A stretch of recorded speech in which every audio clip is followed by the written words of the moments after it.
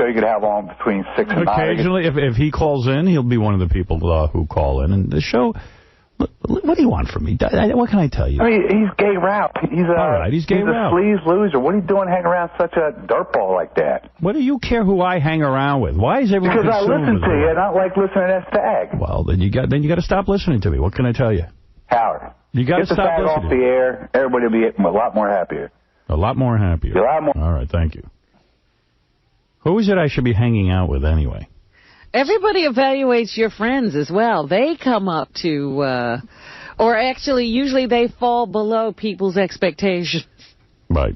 You shouldn't be hanging around with Ralph. You shouldn't be hanging around with Ross. I know. There's no one good enough to hang around with me. I guess you should be alone. I guess so. Let me see if there's any other tapes I had to play you real quick. Okay.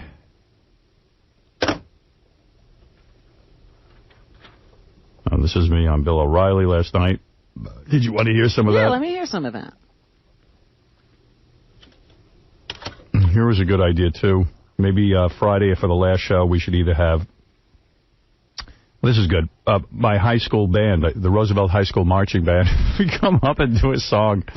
I don't know. Do they have a band? I doubt it. It'd be good if you could get all the guys who were in the band when you were there. Oh, that'd be funny. They're around. I don't think many of them are around. Eminem is going to remarry that wife who he keeps saying he wants to kill in all his songs.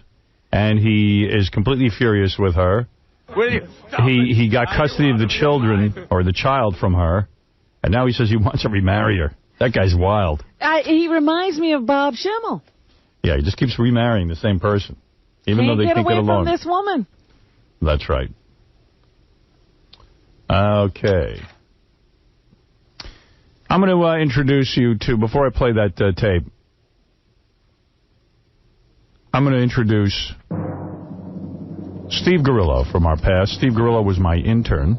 Just saw Steve outside. He was a huge part of the show for a couple of years. There he is. There's Steve Grillo. A little bit older looking. Gunga Dean. Water. That's right. Bring water. Bring water.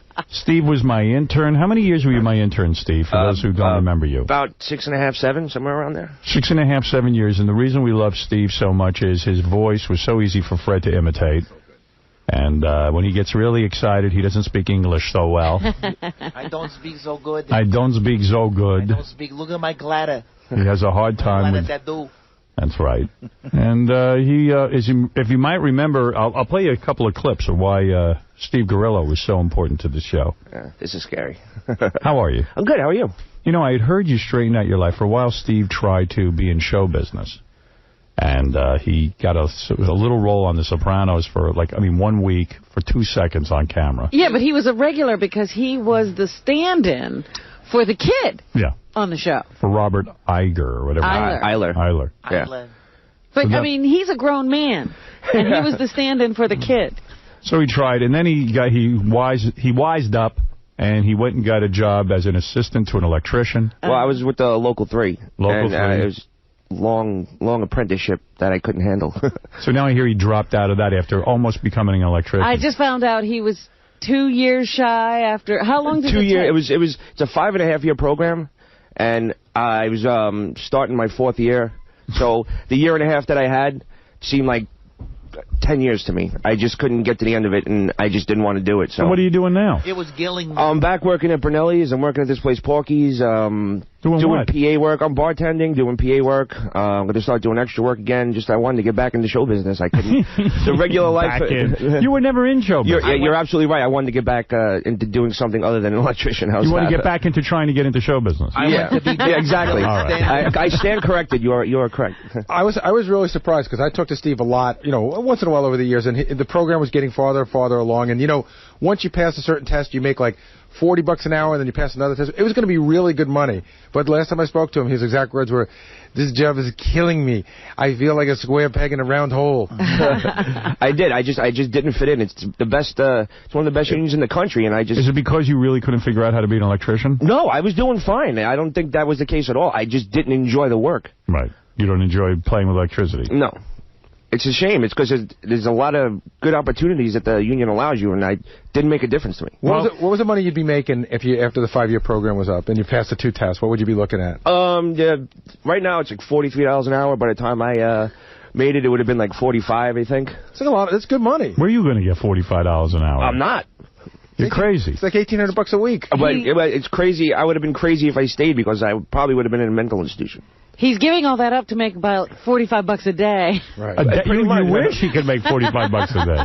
At this point, yeah, I do. Right. All right. So let's remember why this intern in particular was so terrific. This seems to be a pattern because he never finished Hunter College either, right? Honda. I don't finish anything I do. I went to Honda. Said ADD kicks in. I don't care anymore. Well, let's see. Here is where I had just written my book. Uh-huh. And I decided when I was writing the book that I was going to dedicate my book not only to my interns, but specifically to Steve Grillo. Can I tell you a weird story about this? Right before the book came out, I had a weird dream that you were going to like trash me in the book. And I started getting really paranoid. And I went to tell you... Well, it shows you how your intuition is so good. You really know how to read people. Yeah, but I went to tell you, and I said, oh, I had a dream, your book's going to be great. And you got a little weird because you thought I was going to say, like, you thought I found out that you dedicated the book to me. And you got, like, weird, and then Listen, that's why I was like... You should stop dreaming. If there's a drug to take, they just stop you from dreaming. You should. Yeah. Anyway, so I had dedicated my book to Steve Grillo, which I knew would be very, very emotional for him. Of course. And I really did it because Steve was the guy every day who had to bake my stupid potato. I thought, gee, what a horrible job. He doesn't get, he has to bake my potato. He's got to, he does. Get your breakfast. He's doing all my gunga din work. Right. Making sure if it's hot water you need, hot water is there. Making sure the deli guy didn't use any grease with the egg whites. You had some job going there. Yeah. That's the job I would have quit, not the electrician job. But, okay, here we go. So here it is. I brought him in and I said, Steve, here's a copy of my new book. I want you to read the dedication. And in true Steve fashion, he had trouble with one of the words. I'm going to give the first copy of my book to Steve Grillo. Read the dedication of the book. Out loud, Steve, to Robin and Jackie. I dedicate this book to my interns, all of them, the college students who work for free. They bring an infusion of energy, creativity, and excitement to my radio family and do a lot of dirty work that isn't too glamorous. They deserve a lot of credit and seldom get it. A special debit of gratitude to Steve Grillo. For the last 4 years, he has been my intern, doing every lousy, menial task for me, including getting my meals, opening the door to the building. What are you, nervous? Yeah. What's the matter with you? Dude, this is really nice. Yeah, all right. Well, dude, calm down and read. For the last 4 years, he's been my intern doing every lousy, menial task for me, including getting my meals and opening the door for the building every morning for me at 5 a.m. He's never late, he never complains, and he always has a smile on his face. That was the worst mutilation of a dedication that I've ever heard. I'm sorry. I'm a special what? A special debit? Debit? Spell the word. D-E-B-T. All right, now spell it out. Sound it out. Debit. What is that word, D-E-B-T? Debt. Debit. Wait, what college do you go to? Dude, I'm nervous. Wow. Nervous? Dude, that's very, very nice. English doesn't look like English anymore. How are you going to get through the book? I dedicated my book to you and the interns. Dude. He doesn't understand. I do understand. You understand that? I'm very, very, very flattered. That's right. Millions of people are going to read that. Beyond flattered. Really. I don't know what to say. Whatever you said was incoherent. Doesn't matter. I dedicated the book to you and the interns. It's the only nice thing I do in the whole book. I'm afraid to read the rest of it. Dude, thank you very much. All right, give me back the book. I don't have that many copies. All right. Eesh. I'm afraid to read the rest of the book. I wasn't sure you could read the rest of the book. I probably still can't. Yeah, that was unbelievable. A debit of gratitude. A special debit. A debit of gratitude. English is like Greek to me. Oh, I missed that. It's tough being an intern, though. Fred used to get you really good. Oh, yeah. He still does. Wow. Wow. Well, Steve didn't have to leave. Why did he go? I had a burning desire. It was money, and it was just... I was becoming that angry employee, you know, and I wanted to leave before everybody hated me, I think. He came in one day, and he goes, I'm thinking about leaving. I said, all right, is that your 2 weeks' notice? Okay. It didn't take much. No. And he goes, wait, I'm not sure I'm resigning. I have to... No, you resigned, that's it, you're gone. Oh, no. See ya. It was time for him to leave. Yeah. He wasn't making any money. He was making a couple of bucks, and really, he was angry about it. Right? Yeah, you know, it was always a weird moment for Steve and I because he quit. He actually quit. That's right. So I went and hired a guy named KC, and then Steve got bummed out, and he said, well, I wasn't positive I was quitting. I said, you came in and you said, I'm leaving at the beginning of the year. But then I think he got bummed out that we hired a guy so quick. And it was it wasn't that. I think it was more or less like, it just seemed like, okay, well, go then. And I was like, oh. I didn't think it was going to really happen, I guess. Well, when someone resigns, you go, well, leave. You gave me a date and a time. I know. What can I tell you, Gary? I didn't want to leave, really, but I had to leave, you know. All right. Whatever. Obviously, oh, man. What's up? I heard you're married now. Yes. Yeah. She's smoking hot. Yeah, I heard your wife's got great boobs. She's got great everything. Her? You did. You met her at the E anniversary party. Oh, well, I was trying not to pay attention. She is hot. She's really nice, though. Very nice girl. Yeah. Artie tried to hit on her. Here's a favorite moment when Steve and Stuttering John fought. I'll tell you why I like this moment.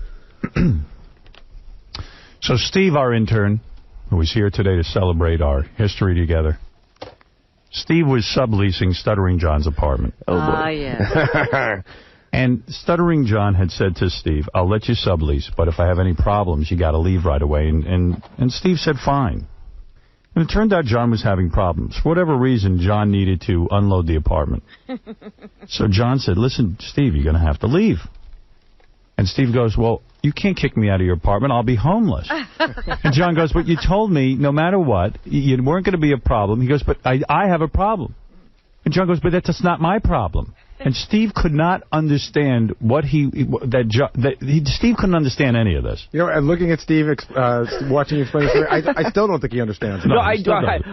No, you don't. Well, it's okay, though. But here it is. Here is a blast from the past. Stuttering John telling Steve, finally, Steve, you've got to leave my apartment. And you know, it's like I've tried every venue. I've called a lawyer.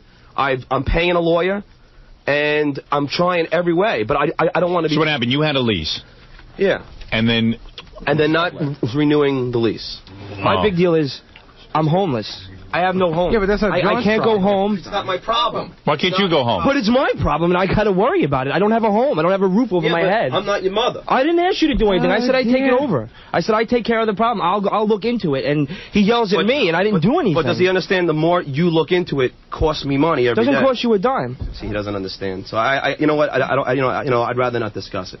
Because you don't understand. No, the one thing I don't understand is, are we not friends? Like, if you were homeless, would you not, like, would I not, try to help you out? Don't you understand? Gorilla. What do you think, John? I'm not responsible. But you're not even responsible. Someone else is taking care of this for free. No one's taking care of it for free, okay? But that's someone wrong. else is making a couple of phone calls. Someone else who I obtained, and it's not for free. Gorilla, you don't understand something. He'd be in none of this hot water if you guys just had gotten up and left 2 weeks ago. All you got to do is leave, and I'm out of this. Where am I going to go? But that's not his problem. You knew that from the beginning. But it's my problem, and I have to worry about it. You have to worry about it. I can't go anywhere because I have no place to go. But then why would you get into a roommate situation with John, then, if you were worried about that? Because it's the only place I can afford. Yes, okay? but the point was now you're making John pay for that. You'd leave. You told John that if there was a problem, you would leave. And now you won't. A problem with what? Like if he has a problem. It doesn't matter a problem with what. He said if he has a problem. Yeah, with us. You know what? With you. Like he said, with anybody. I don't want no loud parties or nothing. We've been good tenants. We pay our rent that's not what he's month. That's not what he's saying. He's saying he's having a problem. Could you please leave? And you won't leave. Because I have no place to go. I think it was, I just needed a couple of days, and he wanted me to leave that night. Well, you had a family. Yeah. I mean, you have parents. I wasn't going back to Brooklyn. Well, that's not his problem. I was just asking for a couple of days, and he was like saying, no, you got to pack your crap and get out now. See, I always loved Steve because you could never get through to him. Right. He still just needed a couple of days. He says, I need Doesn't matter if the couple of days don't exist. That's right. But Steve would take a bullet for the show. I remember Charles Grodin, the talk show host and actor, hated us. And Steve found him and tried to even get an interview with Charles Grodin. I even got beat up, too, from Spike Lee's bodyguards. Oh, that's right. I didn't give the tape up either. Two giant guys pounded on me, and I still held onto the tape. I remember when you went to Charles Grodin, and you even asked him about his toupee and everything else, and Lord knows he doesn't want to admit he wears a toupee. He grabbed me and he cocked his fist back and was going to punch me. Hey, Mr. Grodin, can I ask you questions? This is for, hold on a second. For who? I'll see you at the club. The hair club for men. Has anyone ever complimented you on having a nice wig? Why do you bash Howard, Mr. Grodin? Well, you were nervous, too. No, I was running. He's going up the escalator, and I'm running up the down escalator. Charles? Yeah. How can you bash Howard? I don't like him. I think who are you with? CBS. CBS what? CBS Radio. Have you ever tried drinking Rogaine? Will you ever get a real job? Will you? I will, I swear. I'm serious. I loved you in Midnight Run. You were great. Thanks. Does your kids know you're bald? That's when he grabbed me. You gonna hit me? Well, there's that. That takes a lot of balls. He wanted to crack me so bad. We used to goof on you about everything, but you're always a good sport. You even sang, I have an impossible job. I have an impossible job. Is that me or Fred? I have an impossible boss to cook 1 or 2 baked potatoes. I rehearsed like an hour. Or get broccoli with hot sauce. Got kids. You get the idea. Yeah, it's painful. Thank you. Painful. Good for you, Steve. I want to thank you once again, and it's a great blast from the past to see you. If there's any room at Sirius, I'm pretty much out of a job right now, so. You're kidding. You're out of a job? Yeah. I would love to come back. All right. Well, I will look into it and find out if there's anything doing. Who knows? Anything. All right. All right. I would love that. And, Steve, you're a good guy, and I wish you lots of luck. I wish you lots of luck. Thank you. And what can I say? It's great to see the great Steve Grillo. Great to be back. And certainly many, many years with the show. Oh, yeah. And I think I heard through the grapevine that over there, they need an electrician. Oh, too bad. Maybe they could hire you. Yeah, I can get someone from Local 3, no problem. We'll be back, Robin, right after these words. 2 shows left. The last show is sponsored by TomatoVine.com, your broadband phone company. Save 80% on your long-distance calls. Get 2 months free. Sign up now at TomatoVine.com. Great. So, that was nice. That was very nice. Yeah, it was nice to see. I now know it's over. Yeah. When Les and Joel come in and say they both bought Sirius Satellite, then you know it's over. Right. Yeah. I guess we're going. We're really going. Yeah, it's weird. The whole thing is weird. Yeah. And, I had to have a glass of champagne in the middle of the afternoon just to calm myself yesterday. Should have called me and Artie. I know. You were drinking separately. What's so odd about that? Well, everyone has said to me the 2 people they'd like to hear from before we do leave the air here are KC and Jackie. And Jackie's tomorrow. KC's right now. KC has made it here. Casey did make it. Yeah, and Gary said to me KC looked bigger in terms of muscles. Really? I can't wait for this. I love KC. That's KC right there. Hey there, brother. KC Armstrong. Let's listen to some KC music. Who you gonna call? Casey Armstrong. Yeah. When you need some bud. Wanna bust a nut. Who can you call? Casey Armstrong.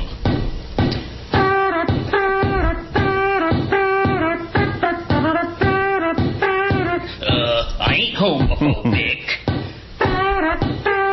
Gotta be played in with music. Yeah. This is a saga. You know, one of the things, Casey, for all your years here, you always were a good sport because everyone called you gay. Right.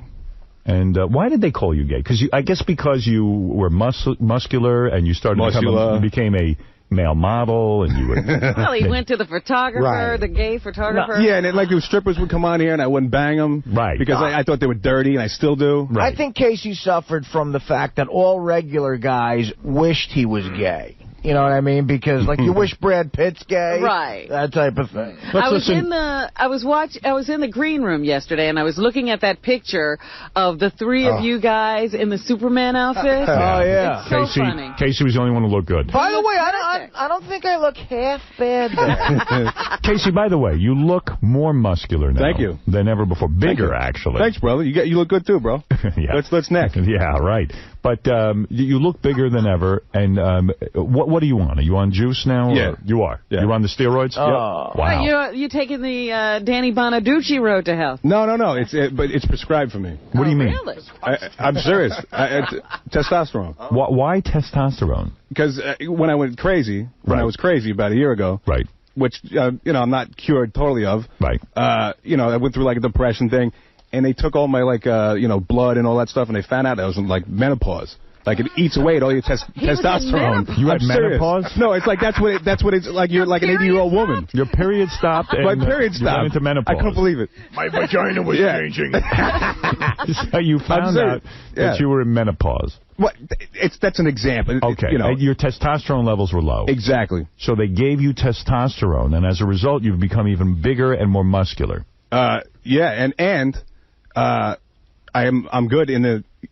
You know what I'm saying? Are you saying you were not very good? No, I'm good. Howard, he told me that he had sex. Can I say this? Of course. The other day with this woman 8 times in the day. Nice. Oh, you see? Wow. But I was not like making an announcement. I was just telling 8 Gary. times We're talking in a like day. men. 8 times in a day. I don't believe it. Can I just say, it didn't really hit me till he walked in here. I genuinely miss KC. I love you, Artie. We all do. I love you. I love all you guys. We all miss you. Well, nobody asked me. No, I'm only kidding. Casey, you made so many contributions to the show. A lot of people don't know your contributions off the air, but you always were busy with comedy and writing comedy and making sure lots of stuff got on the air and all that kind of thing. Yeah, he was one of our best producers. Oh, you're so sweet. Thank you. And then guys you so went much. berserk. I went crazy, You right? went crazy, and eventually... Did you know you were going crazy? Well, I always thought there was something wrong with me. But then at the end, I knew there was, it was bad. Yeah. Did you go crazy like earlier in life and then get over it, or was this the first time? Yeah, no, it was the whole time. I just fooled you guys for 7 years or whatever. You sure you did. were crazy the whole time. That's one thing I say. I said, I don't know who this new Casey is, the crazy Casey, because I knew a guy for 7 years who was absolutely normal and delightful. It unraveled. I just couldn't hold on to it anymore. Well, I said you deserved an Academy Award. We were watching the greatest performance of 7 years. You mean you were crazy for, like, your young years? Oh, yeah. Like how crazy were you when you were young? It's all the same stuff. I mean, it's, never... I don't want to, like, there's no sympathy or nothing, but, I was always a mess. I was always unhappy. Right. But now, I am happy. Are You're you? kidding. I am 100% happy, man. Is that because of rehab? Yeah. Yeah. Now, who's that? You travel with a rehab guy? Yeah, he came with me because he's a great guy, and he's a huge fan of That's your rehab guy? He's the director. He owns the place. You're kidding. He's awesome. But, I'm putting him, he's going to drink again at the end of this. Let me ask him if you're cured. Of course. He can tell us? Yeah, he can say anything he wants. What's Give him his permission. name? His name is Richard Perlin. Richard, okay. He Richard rules. is the head of your rehab. Hi there. Hey, Finally Robin. get to see you. I know. All right. I'm looking at Gary's You look head good. trying to see you. You too. Let me say hi to Richard. Richard's crazy, by the way. Good. Hey, Richard. How you doing, man? Here, just step up to the microphone. Hi, Richard. You look like a rehab guy. How are you, Howard? You He look looks like a motivational speaker. You look like a motivational speaker or a guy who would run a rehab. How are you? I'm very good, thank you. Pleasure to meet you. I've been running a little ragged the last few days, but everything's great. So you run the rehab where Casey pulled himself together. That is a manner of speaking, yes. What do you mean by that? He made significant progress. He still has a way to go. He still has a little way to go, yes. Right. When you met him, though, were you afraid of him like we were? To say I was never afraid of him. I loved Casey from the moment I met him, and I just basically I was telling him this morning because he was very nervous about coming here today, and I told him, man, these people love you, Casey. Yeah, we do. We do love Casey. And absolutely. So he's doing, for the most part, really, really good. Did he believe you when you told him we loved him? I don't think so. Do you still have your anger toward Tom? I know Tom is very... Actually, I want to say something to Tom. If you bring him in here. Bring him in here. You sure? He's been very nervous. Get him in here. You're not going to go off on him, are you? I'm not going to hit him, no. No, you're not going to hit him. All right. All right. I just will twist his head off. What do you think of Casey being on testosterone? That's probably bad for him, isn't it? In his case, with going 8 times the other day, I think it's great for him. Yeah, so, nice. I don't know too much about it. That's a doctor-related issue. But, I see. Yeah, what doctor do you have? Dr. Mengele? Dr. Bombay. She's a genius. Here is Tom. Tom, go ahead. That's the head of the rehab. I think he's safe. Now, the last time we had you on the phone, Casey, you were very angry with Tom, and I didn't understand it. I really do think Tom loves you. I got something to say to Tom. All right. Tom, I want to look you in the face. I'm going to say something to you. I legitimately am sorry for the things I said. I hope you'll accept my apology, and I think you're a good guy. It was my fault. It was my anger, and you didn't deserve the way I treated you. So I hope I want to shake your hand, and I hope that you'll accept my apology. And someday, maybe we can talk again. Nothing would make me happier. You're still crazy. They're having a hug. Uh-oh, there you go. All right. I'm going to rip his arm off. Wow. That was really special. Maybe he is okay. Tom, anything you want to say? That's nice. You know, I said I wasn't going to cry, but that may do it for me. That's really, it was really important to me. Casey always meant a lot to me, and it really, really hurt when, and I understood the anger. You know, I swear to God, I mean, I understood the misplaced anger, and my hope was that we'd get over it. And I mean, it was that day, the days that you were yelling at me and telling me to die were about as hurtful as I've ever known, but it's forgiven, forgotten. I meant it when I said if I could ever help you, I would. You know, I'm sorry I had to take away what was really important to you, but I think you understand it was what had to be done. Yeah, and I owe you a lot, because if you hadn't let me go, I would have never gotten better, or never would have seen it differently. So I owe you a lot. Well, thank you. And you know, you owe me nothing. The only thing you owe yourself is to stay well and to get well, because I mean, if there's still some places, you know, you got to get through to get there and to stay there, because I mean, it's all about you, you know, and about you being well and happy, and that'll when you're there, that'll make me happy, and if I can help you in any way stay there, I mean, from the bottom of my heart, I will do it. Thanks, Tom. You know, I just want to say maybe I should go see Brokeback Mountain now. I want to say, yeah, like maybe you two should kiss. We're like gaying off, right? No, I'm glad to see this, because I really do believe that Tom really cares about Casey. I really do. I That's know nice. for a fact. Yeah, he was devastated by that last appearance of yours. I feel like drinking.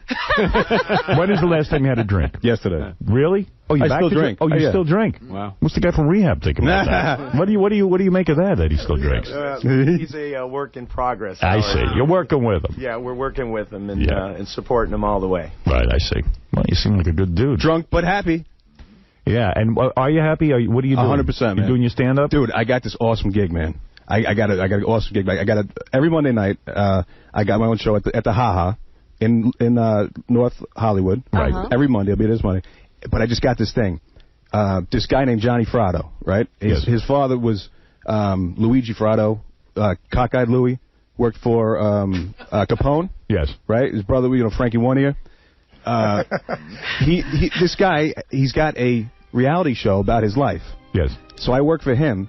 Okay. I'm on the show. Is that the guy on house arrest? No, he's not on house arrest, but he's got this mansion in his penthouse in Beverly Hills, and these broads come up there because he's got these Beverly Hills choppers, these little motorcycles. Yeah. And I am the VP of picking the girls that are going to be on there. You're the VP. I'm the VP. You're in charge of picking girls for a reality show. Not for the reality, for the Beverly Hills choppers, which is like supermodels. They take pictures on this on the motorcycle. On the motorcycle, yeah. Paris Hilton was up there, Nicole Richie, and now Jessica Simpson. Gary and nice. Case. The girl that you hooked up with 8 times today, how'd you meet her? I casted her. Oh, boy, you got a casting couch. No kidding. I love that. Dude, you put her in this thing, and then you had sex with her for 8 times. Well, okay, yeah. Wow. Yeah. Something like that. But, these broads, they're hot. L.A., there are so many hot broads. I know. It's unbelievable. It's crazy. I mean, the broads... because all the girls from around the country who want to be in show business go to L.A., and they're all hot broads from all over the country. Totally. My head hurts from just looking around, Yeah. Like, he's got up in the penthouse, he's got broads that are hotter than, like, the Playboy Mansion. So you're getting laid every day by different broads out in L.A.? Well, no, because I was with my ex-girlfriend for a while. Right. And I wasn't cheating on her. Right. But then when that fell through, then I sampled some nectar from around the Well, it does sound like he's doing well. The boy is getting laid. And Are you in therapy? Yes, every week. You know, Dr. Shooter rules. Yeah, you know what's a funny thing? Like, I know Artie and I have spoken about Casey a lot. Artie loves him, and I love him. But Artie and I used to sit there for hours and wonder, see, when you look like me and Artie, we could never understand how a guy that good-looking could have problems. And we would say to ourselves, he's got the whole world. Well, it really was crazy. I mean, Artie tells this story when Artie went to Casey's intervention. Artie was high. Artie's 900 pounds overweight. And they were waiting for Casey in the apartment, and Casey was at the gym. And Artie says it was the first time you ever did an intervention where a guy was at the gym. No, I was waiting for Casey, and when Casey got there, he looked great. As a matter of fact, he was happy to see me. It was nice. He was like, my buddy's over my apartment during the week, and I'm sitting there trying to do an intervention. I was disheveled, hungover, my hair, I had like bedhead, and I looked at KC, who was basically in like a wrestling singlet, and I said, Casey, look at you, you're a mess. Well, let's remember some great... Oh, sorry, Artie, go ahead. No, but then I said, and Casey said, you're a mess. I'm a mess, you're a mess. Well, let's... We both hugged, and it was fun. And let's play a little Casey homo music. Nice. This is some gay stuff. We all love these. You inspired incredible amounts of people to write music. And let's listen to a couple of tunes in honor of Casey. It's Casey Sausage Party. He'll kiss a guy if he wants to. Kiss a guy if he wants to. Kiss a guy if he wants to. You'd kiss a guy too if you loved man goo. And who could forget this one? After Casey took his gay photograph. Gay photograph. Nice. Casey posts a gay photograph with a German homo. Gay photograph. He pulled his pants down. Gay photograph. Casey posts a gay photograph. And the instant classic. Then Casey started to moan. He said, give me a rusty trombone. Give Casey the Beach Boys and grease his cover him in manges from head to toe and let it drip away. It's an honor to have that many songs written about you. It really is. In fact, this is a brand new one in honor of your appearance today. Oh, beautiful. Hi, my name's Casey Armstrong, and this one's for you, boys. To all the guys I've loved before, who've wandered in and out my back door, I don't think it's wrong. Please show me your schlong. To all the guys I've loved before. Wow, fantastic. Yeah, but you got to realize how unselfish Casey was. Casey was a producer here, and a lot of the guys who work for us now, Casey brought to our attention. That's right. Like, Casey would come in and go, this guy's great, you got to play him. Bob Levy, Richard Christie, Sal, he brought in and said, look, these guys are great, you should play them. And he was such a big part of the show and a great friend. Yes, Casey turned me on to so much talent, I threw him out the door because... No, but I mean, he knows talent. He's a talented guy himself. And now Casey, he's picking the girls to sit on the chopper. There's no my chopper. It's not a coincidence that Casey is still picking talent.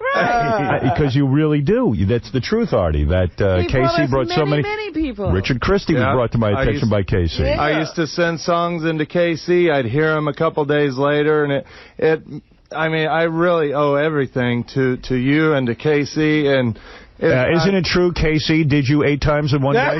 Yeah. That's right. Let's go to Dominic. Barbara wants to say hello. Hi, Dominic. Casey, congratulations. You've come a long, long way from that little guy I met at a card game, I don't know, 7 years ago, 8 years ago? That's right. That's right. Yeah. Dominic is a real, he is totally a great, genuine guy. And Dominic paid for a lot of your therapy. He did. And my DVD, I thank him right in the beginning. Congratulations. All right. And you know what? Every day the show's getting more and more emotional. I think I'm the one becoming gay. Did you, you cried yesterday when you called in? Yeah. Yeah. It's a very difficult thoughts of all these years going by, but Casey, congratulations. Thanks, Dominic. You're a good dude, man. All right. Thank you, Dominic. Now, do you still hate anyone, or are you full of love? No, I've let everything go, man. Jeez, no wonder you're not on this show anymore. I'm still angry, but, good. People I just move on. Yeah, that won't work here. 3 favorite moments of Casey. Let's Casey classic moments. I said to Casey I was having a private conversation with him, and he was talking about food, and we both like to grill. He uses the George Foreman grill all the time. Yes. And I was talking to Casey, and I said, Casey, what do you like to do with steak? And he started to talk about how he serenaded his meat. I still get hazed for this every day. That's right. From people. All right, so here he is. Here's Casey on the air with his serenading. You're talking about you were cooking some meat. When you soak the meat overnight, what is that process called? What do you do to the meat? You add the serenade. You serenade the meat, right? Yeah. Okay, so how long did you serenade the meat? For like 3 or 4 days. You serenaded the meat for 3 or 4 days. What were you cooking? I cooked the George Foreman grill. Did you? Chickens. So you can cook the chicken without any serenade on it. Right. No, you leave it in there. So you serenade the meat for 3 days. Right. Wait a minute, he left it in the grill for 3 days? No, he serenades for 3 days. But where does he serenade it? In the freezer, and then you take it out and you put it in the refrigerator. Okay.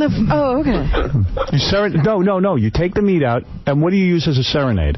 Either like teriyaki or you get like honey mustard. Not honey mustard. You get hot sauce, you can put it in there. So you serenaded the meat in hot sauce? Yeah. For 3 or 4 days? For 3 or 4 days. Yeah, what's wrong with that? You believe what an idiot he is? It was very difficult for me not to laugh. Do you know why you're an idiot? I held it in. This is what I'm dealing with. This is my staff. Do you know why you're an idiot? I'm sure you're going to tell me. It's not called serenade.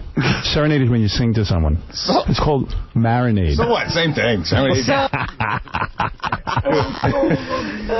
What? Oh, soul of me. I am an idiot, right? No. Yeah, I said, the other day. Everybody makes mistakes. But my friend Kelly told me the other day, she goes, I don't know how you went to college. Because she heard this. Let me tell you something. You're not an idiot. I'll tell you why. Everybody's good at something. And you, my friend, were very good on this show. You always did a great job, and you made incredible contributions. I'm not talking about this stuff on the air where we goof around. I'm talking about behind the scenes. Oh, thanks, brother. So you're no imbecile. Lot, man. No, I know, and I've done. You want to meet an imbecile? I'll introduce you to some of the new people we have working here. I've done stand-up with Case on the road, and when he got on stage, people yelled like crazy, and I've seen him kill. He's a good stand. I've seen him destroy for 10 minutes. So what if you mispronounce filet mignon? He's so dumb. He's kind of commercial back there for Scott. Uh-huh. And it's for the lobster commercial. Lobstergram. So they say you can get succulent lobster or filet mignon. What does he say? So this idiot goes to Scott, how do you say that mignon? So Scott says, you're pronouncing it right, mignon. Did he record it? Yeah. Oh, let me hear this. Send Dad an impressive gift certificate that will allow him to choose between succulent live Maine lobsters, exotic lobster tails from around the world, or how about tenderly aged filet mignon? Dick, you're an asshole. You don't say. How do you say it? Mignon? Filet mignon. That's how you say it. You Moulignon. You're a douche. He's a douche. You want to up their commercial? Mignon. How do you say that? Mignon. Filet mignon. That's it. Oh, you idiot. Well, sometimes I was rough on you, but... No, you weren't. You never were. No, I was. You were a pleasure to work with, man. I owe you so much, man. I wasn't so bad to work with. No, you were awesome. You gave me a shot right out of college, man. Right. Yeah, no, so cool. You're I have talented. one question to ask. You're going to do well. Would you have still, like you're better now? Well, I still got problems. Okay, you got things pretty much under control. Would you Who still... says that? Yeah, right. I'm just asking where he is in terms of everything. Would you still have to stay at home after 9/11? You know what? That's one of the things that I'm very embarrassed by. I can tell you what that's about. I mean, that's another thing, too, that I'm sick. I'm sick to my stomach when I think about that. Really? I remember when you and Robin got into a fight on the air because you had left early during our 9/11 show. I can tell you what now, look, I don't hold anything back now. I'll tell you everything. I'm not going to lie about nothing, but it was so disgusting that, to me, that was... as soon as I got out of here, I went home, and I started drinking, and I turned on the TV to the racing channel, and they had canceled racing. They had canceled the OTB, so I couldn't gamble that day. So I went home, and the next day... Really was a tragedy, that 9/11. No. Yeah. It's disgusting how selfish. And then the next day, I used that as a day to drink rather than come to work. Well... look, I thought you went to a tanning salon during 9/11. Well, I did on the way back. Yeah, I got to say, no matter how much he drank, he knew to be good looking. Right, it's disgusting, and I hate that. That's the one thing that, no wonder why I hated myself so much. Like do stuff like that, Well, maybe you got scared. Fred used to always say to me, Casey's the most muscular, strong guy on the show, and he ran home during 9/11. Well, yeah, that was the irony of the whole thing. Yeah. It's probably the equivalent of an elephant jumping on a chair when he sees a mouse. I'm afraid of mice. But, even during Casey's worst time, the guy never looked bad, Right. I mean, if he was really, really bad, he'd be a 9.5, No, like right now, I'm doing fine. Look at me. Howard, while we have this moment, a lot of the guys were saying, like, Artie's been in here 2 days in a row looking really disheveled. And today he came in, and he sent an intern out for toothpaste and Listerine. And Artie, as long as we're talking honestly, what's going on with you? No, Are you all right? Yeah, no, the last couple of days I overslept. Oh. No, yeah. Because you look like you haven't bathed in a long time. No. The last 2 days I overslept. You want to talk to the rehab guy? Send him back with me, Howard. I'll fix him up. Yeah, what's the name of that place again? No, I'm fine. I got up at 5:42 today, and I ran in here. Okay. Still never late. That's true. But you got up at 5:42 and got here on time? Yeah, no, I can get here in 12... What, can you walk on water? No, I get here in 12 minutes breaking, every law, traffic law there is. You didn't stop for a bagel then. One thing about KC, as bad as he ever was, he never was late or anything. He always came in. He always was on time. If he came in, he was on time. You know what?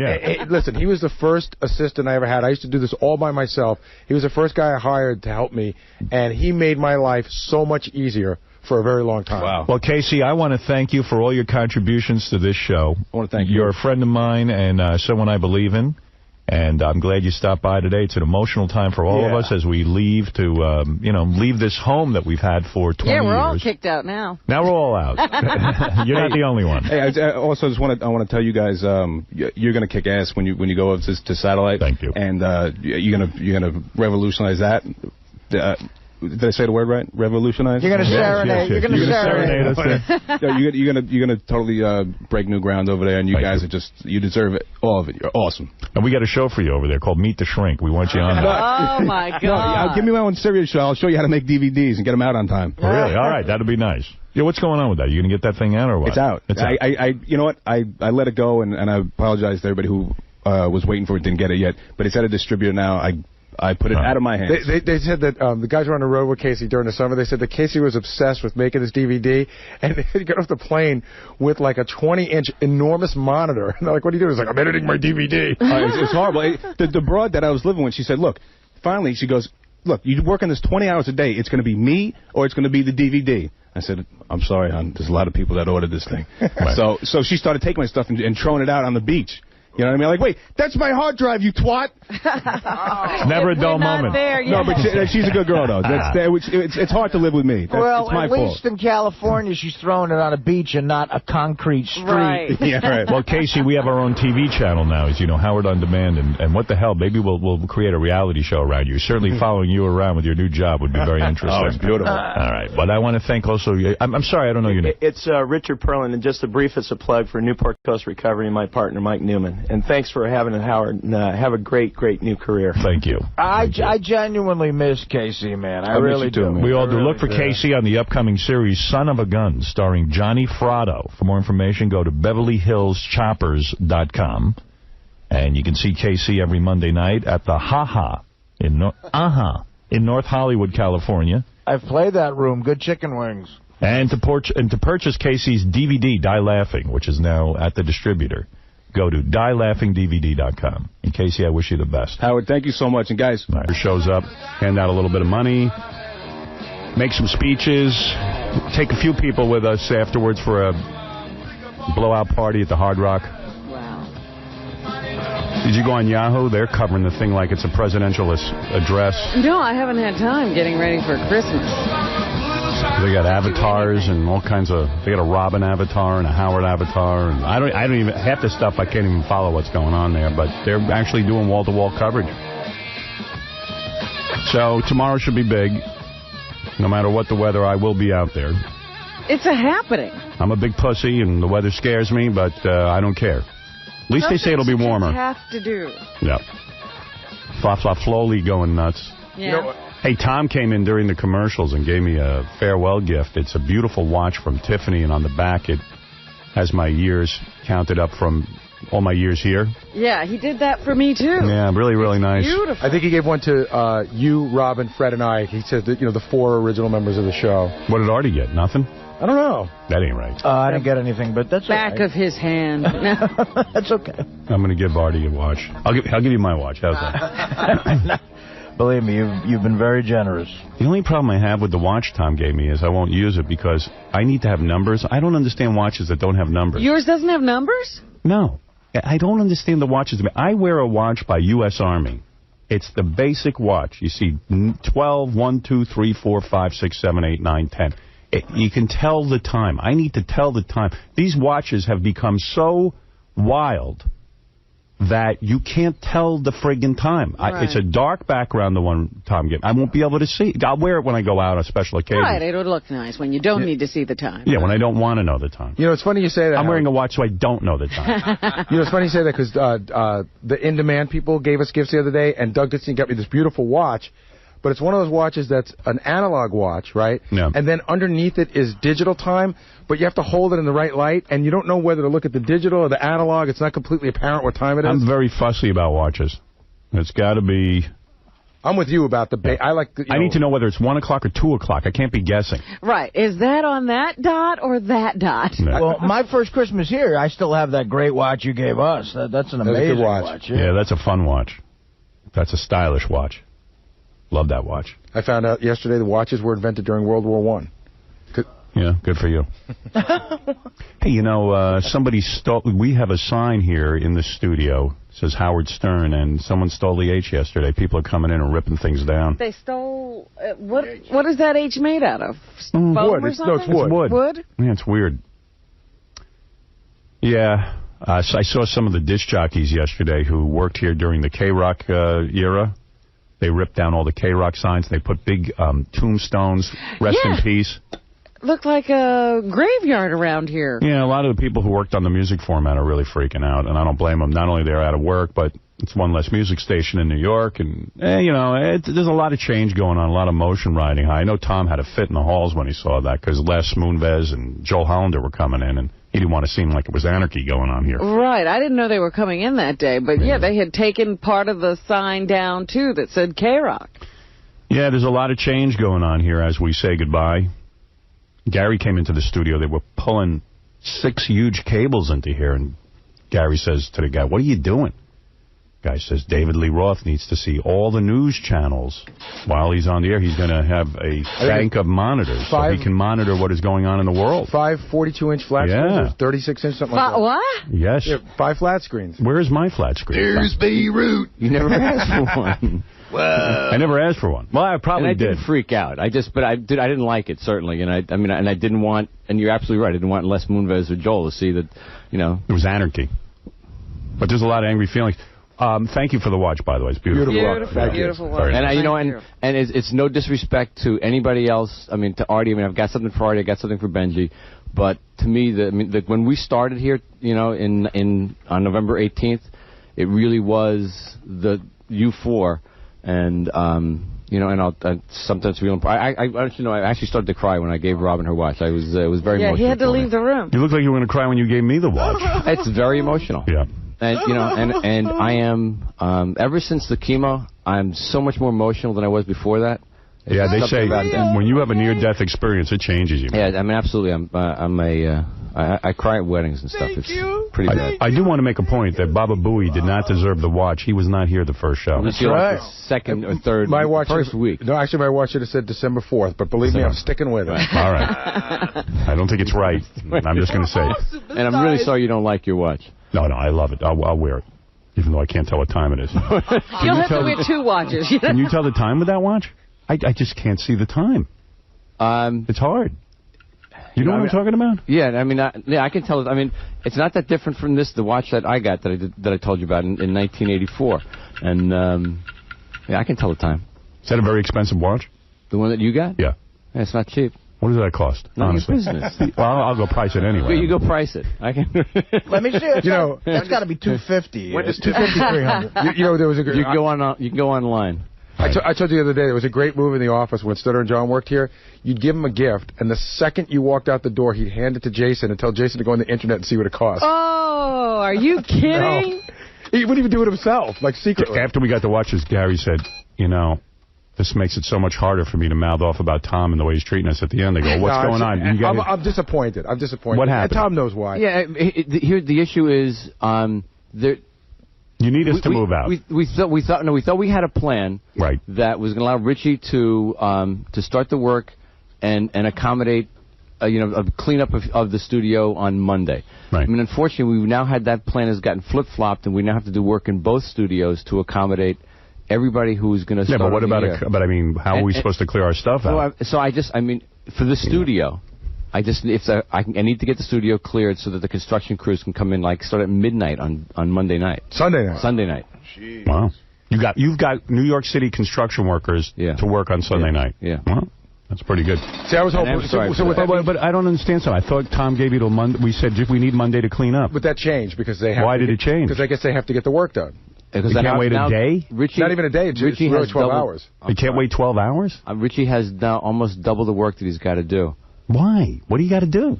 You got all the connections for a board. No, I understand, but now we have to do additional work in what we refer to as the FM studio, the music studio, as well as modify this studio to fit everything in. So it's. I mean, listen, Tom's. Well, what about? Tell me what your problem is. Were you back in our office? No. Back in the office is fine. So what it means to us, me and the staff, is that originally I thought tomorrow's the last day. You don't have to do anything in here. We do. We have to clean out, our other stuff. What other stuff do we have? We have stuff. We're going to come. So we'll probably have to come in on Saturday and clean up. All right. But Tom said he'd come in and join us. I told him it's not necessary. And I will. We shouldn't offer. You don't have to do that. I might be able to get our stuff out of here tomorrow after. Yeah, you'll come back after the festivities. Boy, they can't wait to get us out the door. No. It's a couple of days to clean up. I wouldn't be teary if it were easy, Right.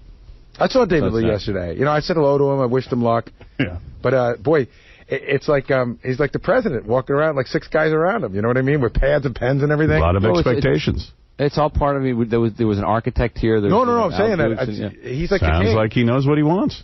Oh, he definitely, he has in mind. He knows what he wants. He knows what he wants. He knows what he knows, and he knows who he is, and he knows what he has. He knows what he has, like the Beetlejuice Maybe song. they have the Beetlejuice song to open the show. I wish him luck. I really do. And people say, well, you mad at David Lee? I go, no, why would I be mad? I think it's great. I think it's going to be very successful. So, anyway, let's get back to our last show. Okay. Tomorrow. Thank you, Tom. Hey, Tom, while you're here, let's play your favorite moment. Tom has chosen a favorite moment after 20 years. Tom's favorite moment? I may have a new favorite moment. It may be the argument that happened 2 days ago between Robin and Fred when they relived the Fred meltdown. That was good. That was a good favorite moment. But you've chosen a moment, and I saw your moment, and I said, screw Tom. I'm not playing this. This isn't a good moment. And then I listened to it. It is a good moment. What are you talking about? He picked a good moment. I was like, F Tom and his moment. Take him off the schedule. Well, what was the moment so that I know what you thought? I'm going to play it for you. Let be a surprise. Good. I'm going to play it for you. Tom's favorite moment was when we had the Cabbie John fight. Oh. And going back and listening to a little bit of that, we edited it down for Tom's favorite moment. And let's go back. What year was this? Do you know? Anybody know? 2002. 2002. Right. Before you play it, let me just say that the part of the work the work that went into is unbelievable. And Jody, who just works really hard. I know she's coming in later. Right. But I actually had to deal with the sports authority in New Jersey. I had to get a license. I had to become a licensed fight promoter in the state of New Jersey to get this. In order for this exhibition. Move over, Don King. And we had to, and I had to send letters out convincing everybody that it was not a real fight. That it was just going to be an exhibition, a sparring match. You worked very hard on this. Yet everybody knew that those two guys wanted to kill each other. It's another great piece of show history because it's really the reason why Cabbie's in jail. That's right, because he didn't pay his taxes when he won money for this. Here we go, Cabby John fight, 2002. Ladies and gentlemen, let's get ready to rumble! There it is, the catchphrase everyone's been waiting for, Larry. It's close. People on their feet, Howard. Look at this. Wow. Here we go, round one underway. Big right hand by Stuttering John, and they lock up. Cabby pounding him to the midsection. John needs to escape. John with an overhand right. Another. Cabby punching him below the belt. A right hand below the belt, and the referee has to step in. John going right at him. Rabbit punches to the back of Cabby's head. And a sucker punch by Crazy Cabby. Big overhand right by Stuttering John. What a round. Another right. Cabby has Stuttering John up against the ropes. Another right hand by Stuttering John. And another. What a fight. Whoa! What do you make of that? What a round! We're going to find out who won. Has to go to the judges. Two guys went the full 5 rounds. I just saw Susanna, John's wife, cheering her man on like out of Rocky. They're raising John on their shoulders as if he has won already, Larry. Pretty premature, Howard. We've seen some strange things happen in boxing. John on the shoulders of his trainer. John on the shoulders of his trainer, swinging wildly into the air. I love it. And his bloody face there for all saying I love you to his wife. Howard, I got to tell you one thing. I'm standing right here in the ring. There's a big puddle of blood from where John was standing. Let's hear from Michael Buffer what the judges think. All 3 judges are unanimous. The winner, Stuttering!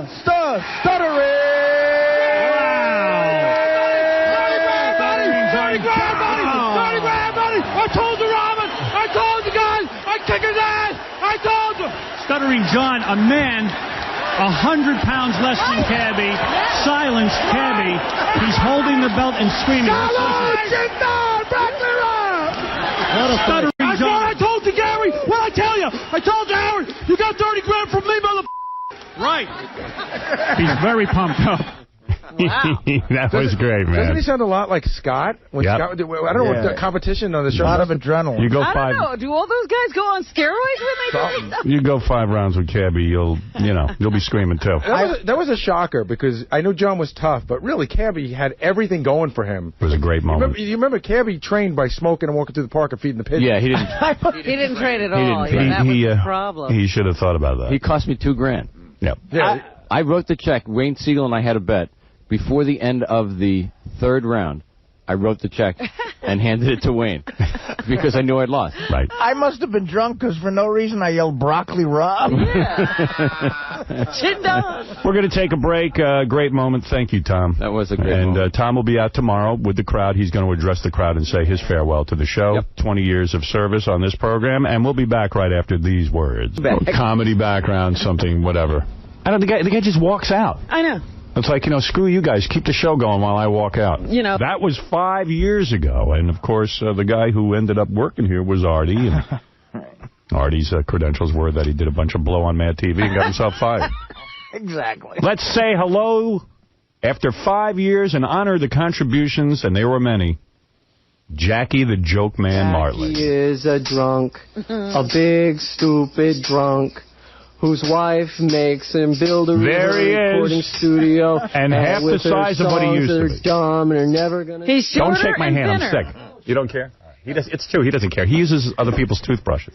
Right. Remember that? Let's stick my fingers in people's butts. Oh, remember when he ate the chicken after? Jackie, actually, Artie offered to give you back your old chair. Would you prefer sitting there? No, that's not fair. How is it? How you doing, Jack? He's keeping it warm. Take a seat, man. There's this a lot great. to remember about Jackie. Oh, I love this. I love this. No, you don't. How come you haven't been here before? Well, I wanted to be very special. Jackie, how are you? I'm good, and you? Jackie, let's honor today your years on the show. You were with the show. How many years?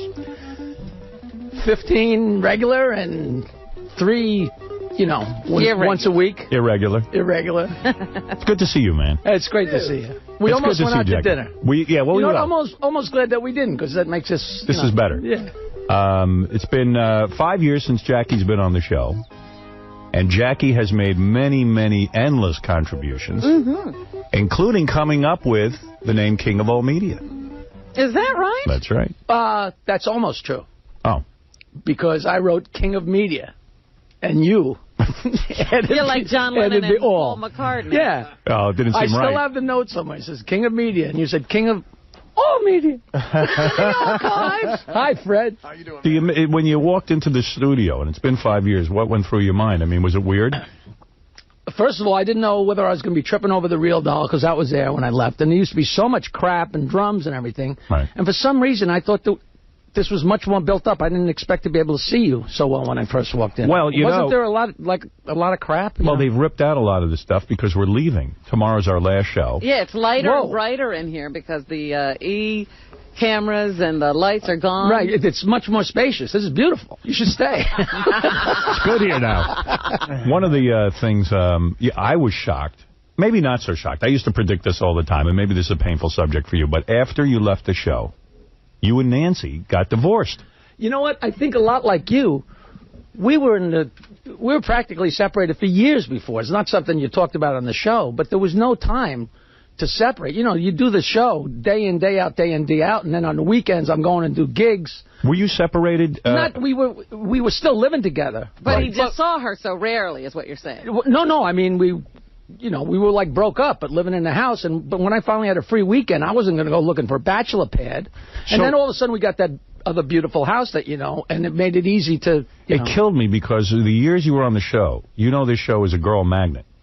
It would have been great for you. The minute I leave, like you said, "Dee." Yeah, the minute you left. Well, that never went through my mind.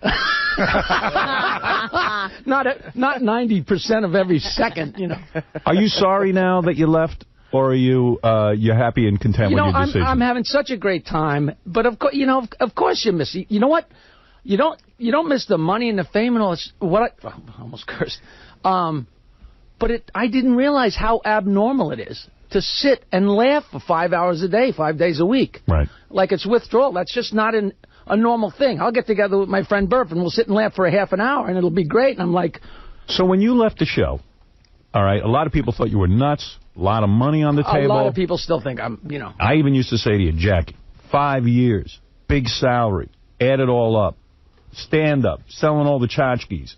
All that stuff. I know. I said, you'll retire. I mean, not that you didn't have money, but you would retire with a lot of money. I drew a line in the sand, and you know me, I'm such a stubborn... Right. And I couldn't get it together to go to sleep. They say the definition of an idiot is somebody that watched something happen 99 times and thinks it's going to be different the 100th time, right? Right. For 15 years, I couldn't go to sleep. You can go home. You used to go home and go to bed at 8 o'clock. I don't know what your thing is now. You live in the city. I couldn't do it. In 15 years, I bet you I went to bed at 9 o'clock twice. I couldn't do it. I'd lie in bed and watch TV till 11 o'clock. I couldn't make myself go to sleep. And then by Wednesday, I would be out of my mind tired, and I was miserable all the time. But I bet you now you realize you could have worked the schedule better. You know what? I still realize I probably... Made too much of it. I should have been able to. Right. But I know I wouldn't have. I would have never quit drinking. I would have never got separated from Nancy. I would have just gone on in the same... Like I used to walk around like... I'm rich, and I got the world, by the balls. You can say that. Yeah. And I got the world by the balls, but I was unhappy because I was so tired. Now, that's not your fault. That's not anybody's fault. That's my stupidity. But so do you think did that lead to your decision, just being exhausted and saying, it ain't worth it and anymore? being the whore that I am, instead of just saying, I got to get out of here, I'm tired, I said, I'm leaving unless I can get this. Right. So that's how you were able to negotiate, because you said, I don't care anyway. Right. That's the only way to negotiate, is if you don't care if you get the gig.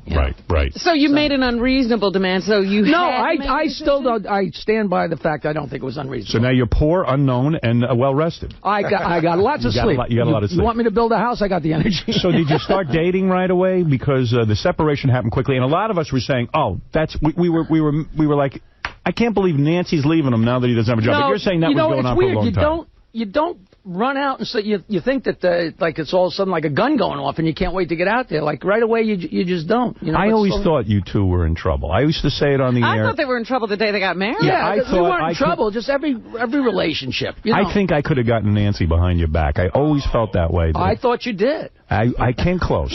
I was zero. There were a couple of times. And I was hoping, because if you had done that, I was going to bang Robin. That's right. You can't have her. Jackie. She still wants me. I wrote that down as one of the things to reminisce about. How long did you wait to get laid? Like, did you find girls right away? Oh, that day. That day you got, as soon as, that's it. I had numbers on speed dial. Are you seeing someone now? No. I'm seeing a bunch of people. Right. And you know, it was so He's funny. got to spread it around. It was Howard. so funny. How old are you now? You're like 60 years old. 150. You're 160 years old. I'm Everybody- actually 57. Is it hard for a 57-year-old guy to find chicks? He was 57 when he left here 5 years A ago. million. I thought you didn't talk anymore. Fred, are you mad at Jackie right now? Right now, no, it's good to see him. We actually had lunch one day. Did you? But I didn't want to bring it up because it was also at a time when he wasn't sure if he was going to come in here or not. Right. And I didn't want to say anything, get anybody infuriated, like, you know, and start bad rapping him because I wanted him to come in. Oh, this is recent, huh? This is recent, maybe in the past month or so. The day we were suspended. You and Jackie got together. And in true Fred form, he said nothing about it. Right. Would have been a good story. You should have called me. No, I didn't want to queer the deal because, like Gary was saying, like, he's not sure, he wants to come in, but blah, So you're blah, not blah, angry with... I know you were very, very angry with Jackie. Which when I you left. totally didn't understand. You know. The fact Explain it to Jackie. The fact that you walk out and I being didn't- being very in all selfish fairness. after everybody told you for like a year solid, Jackie, you know, take the deal, don't make No, waves. hold on. This is after 4 times. You know, of this. people have been I'm asking- going to walk out. Fred. I'm coming back. I'm going to walk out. I'm going to come back. Do you control his mic? As a matter of fact, in Vegas, the first time we went to Vegas, I sat in a room with him, and he probably doesn't even remember because he just tunes it out. And He was very drunk, goes into probably. Jackie Land. You were talking. He Fred. goes into Jackie Land. He goes into Jackie. He created his own universe. Like you guys listen when Fred's talking. Right. Joke land. See, Fred's not mad at all. He's past it. I'm past the anger. Now I'm just But going let me say my 2 cents here. In all fairness, point it out to you that you made a big mistake. In all fairness, and you really screwed us up. No, I didn't. Well, Yes, hold on. you did. Hold on. In all fairness, You left us high and dry. No, This no, but show- that's not. This show is a well-oiled That is machine. not true. You were a very important cog on this show, and when you walked out, And wait, you I made it agree. hard for him I to agree do with his that. job, made it hard I for didn't Robin to do her understand job. your feeling because I feel if Jackie wanted more money, But they were offering him more money. I thought it was a reasonable deal. Everybody did. Yeah. I still don't know. That's, I never asked But anybody that's what not he was your gonna decision. That's my decision. If I decide But what then I why want, did, then that's why not... Did you, then why did you call back 3 months later looking for... Because a deal? a woman's allowed to change her mind. Okay, get up on the table. We want to Listen, look at your vagina. In all fairness to me. In all fairness... Can you say that? You can say vagina? Vagina, you can say. Why are you leaving? This place is a free-for-all. Listen, in all fairness to me, I couldn't even begin to talk to anyone because nobody knew if you were staying. I don't know if you remember. It was like... What are you talking about? Hold on, Robert. It was like the second week of December of that negotiation that nobody knew if But you were Jackie, staying. I would never. Hold on, What are you talking about? I would never abandon you guys. No, hold on. So finally you said, listen, I'm cutting a deal. And that was the second week of December. And I started talking to Tom. And it went back and forth like once or twice.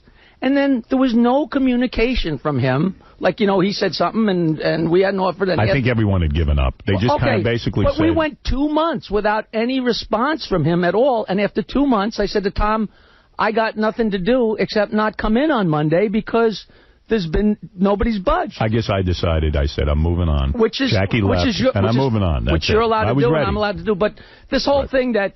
Go ahead, Tom. Hold What on. do you This wanna whole say? thing that nobody knew I was coming in that Monday, that's false. Go ahead, Tom. It's regal the way you stand at that podium. Thank Tom. you very much. Thank you. Jackie should have taken the deal, right, I've gotten Tom? comfortable here. No, I absolutely. I mean, I begged Jackie to take the deal. And I agree that you did. Right. And I was stubborn, and I admit I was stubborn. And you lost out on a watch today because Tom gave us all the original members' watches. You lose. You would have had one of those. I got to tell you another thing that's true. Thank you. I've Saved a never, couple of grand. ever worn a watch. So Jackie, another reason I you made the felt red. Jackie really missed out on a good deal. I did. I mean, because we had I really had stepped up big time, and made Jackie a firm offer. It was a 5-year firm deal. Jackie had never had a guaranteed contract with the station, with the company for all the years he'd been here. He was always. I'm not disputing any of that, but it's my decision. No, I'm allowed to say what I want to work for. I don't debate that at all. You know it what was the your big decision, but it was a bad one. You know what the big thing we're leaving out too? You know, because we talked about this. I forgot those lips. A couple of weeks ago. Look at that. Look at the size. Look at those lips trying to get over those teeth. One of the things. Hold on, let me enjoy this. That's what Jackie did so well. Jackie, you love torturing All Gary. I can remember is you standing there, and he gets a few minutes during the commercial to try and talk to you. I remember that He'd be too. trying to talk to you, and I'd be going,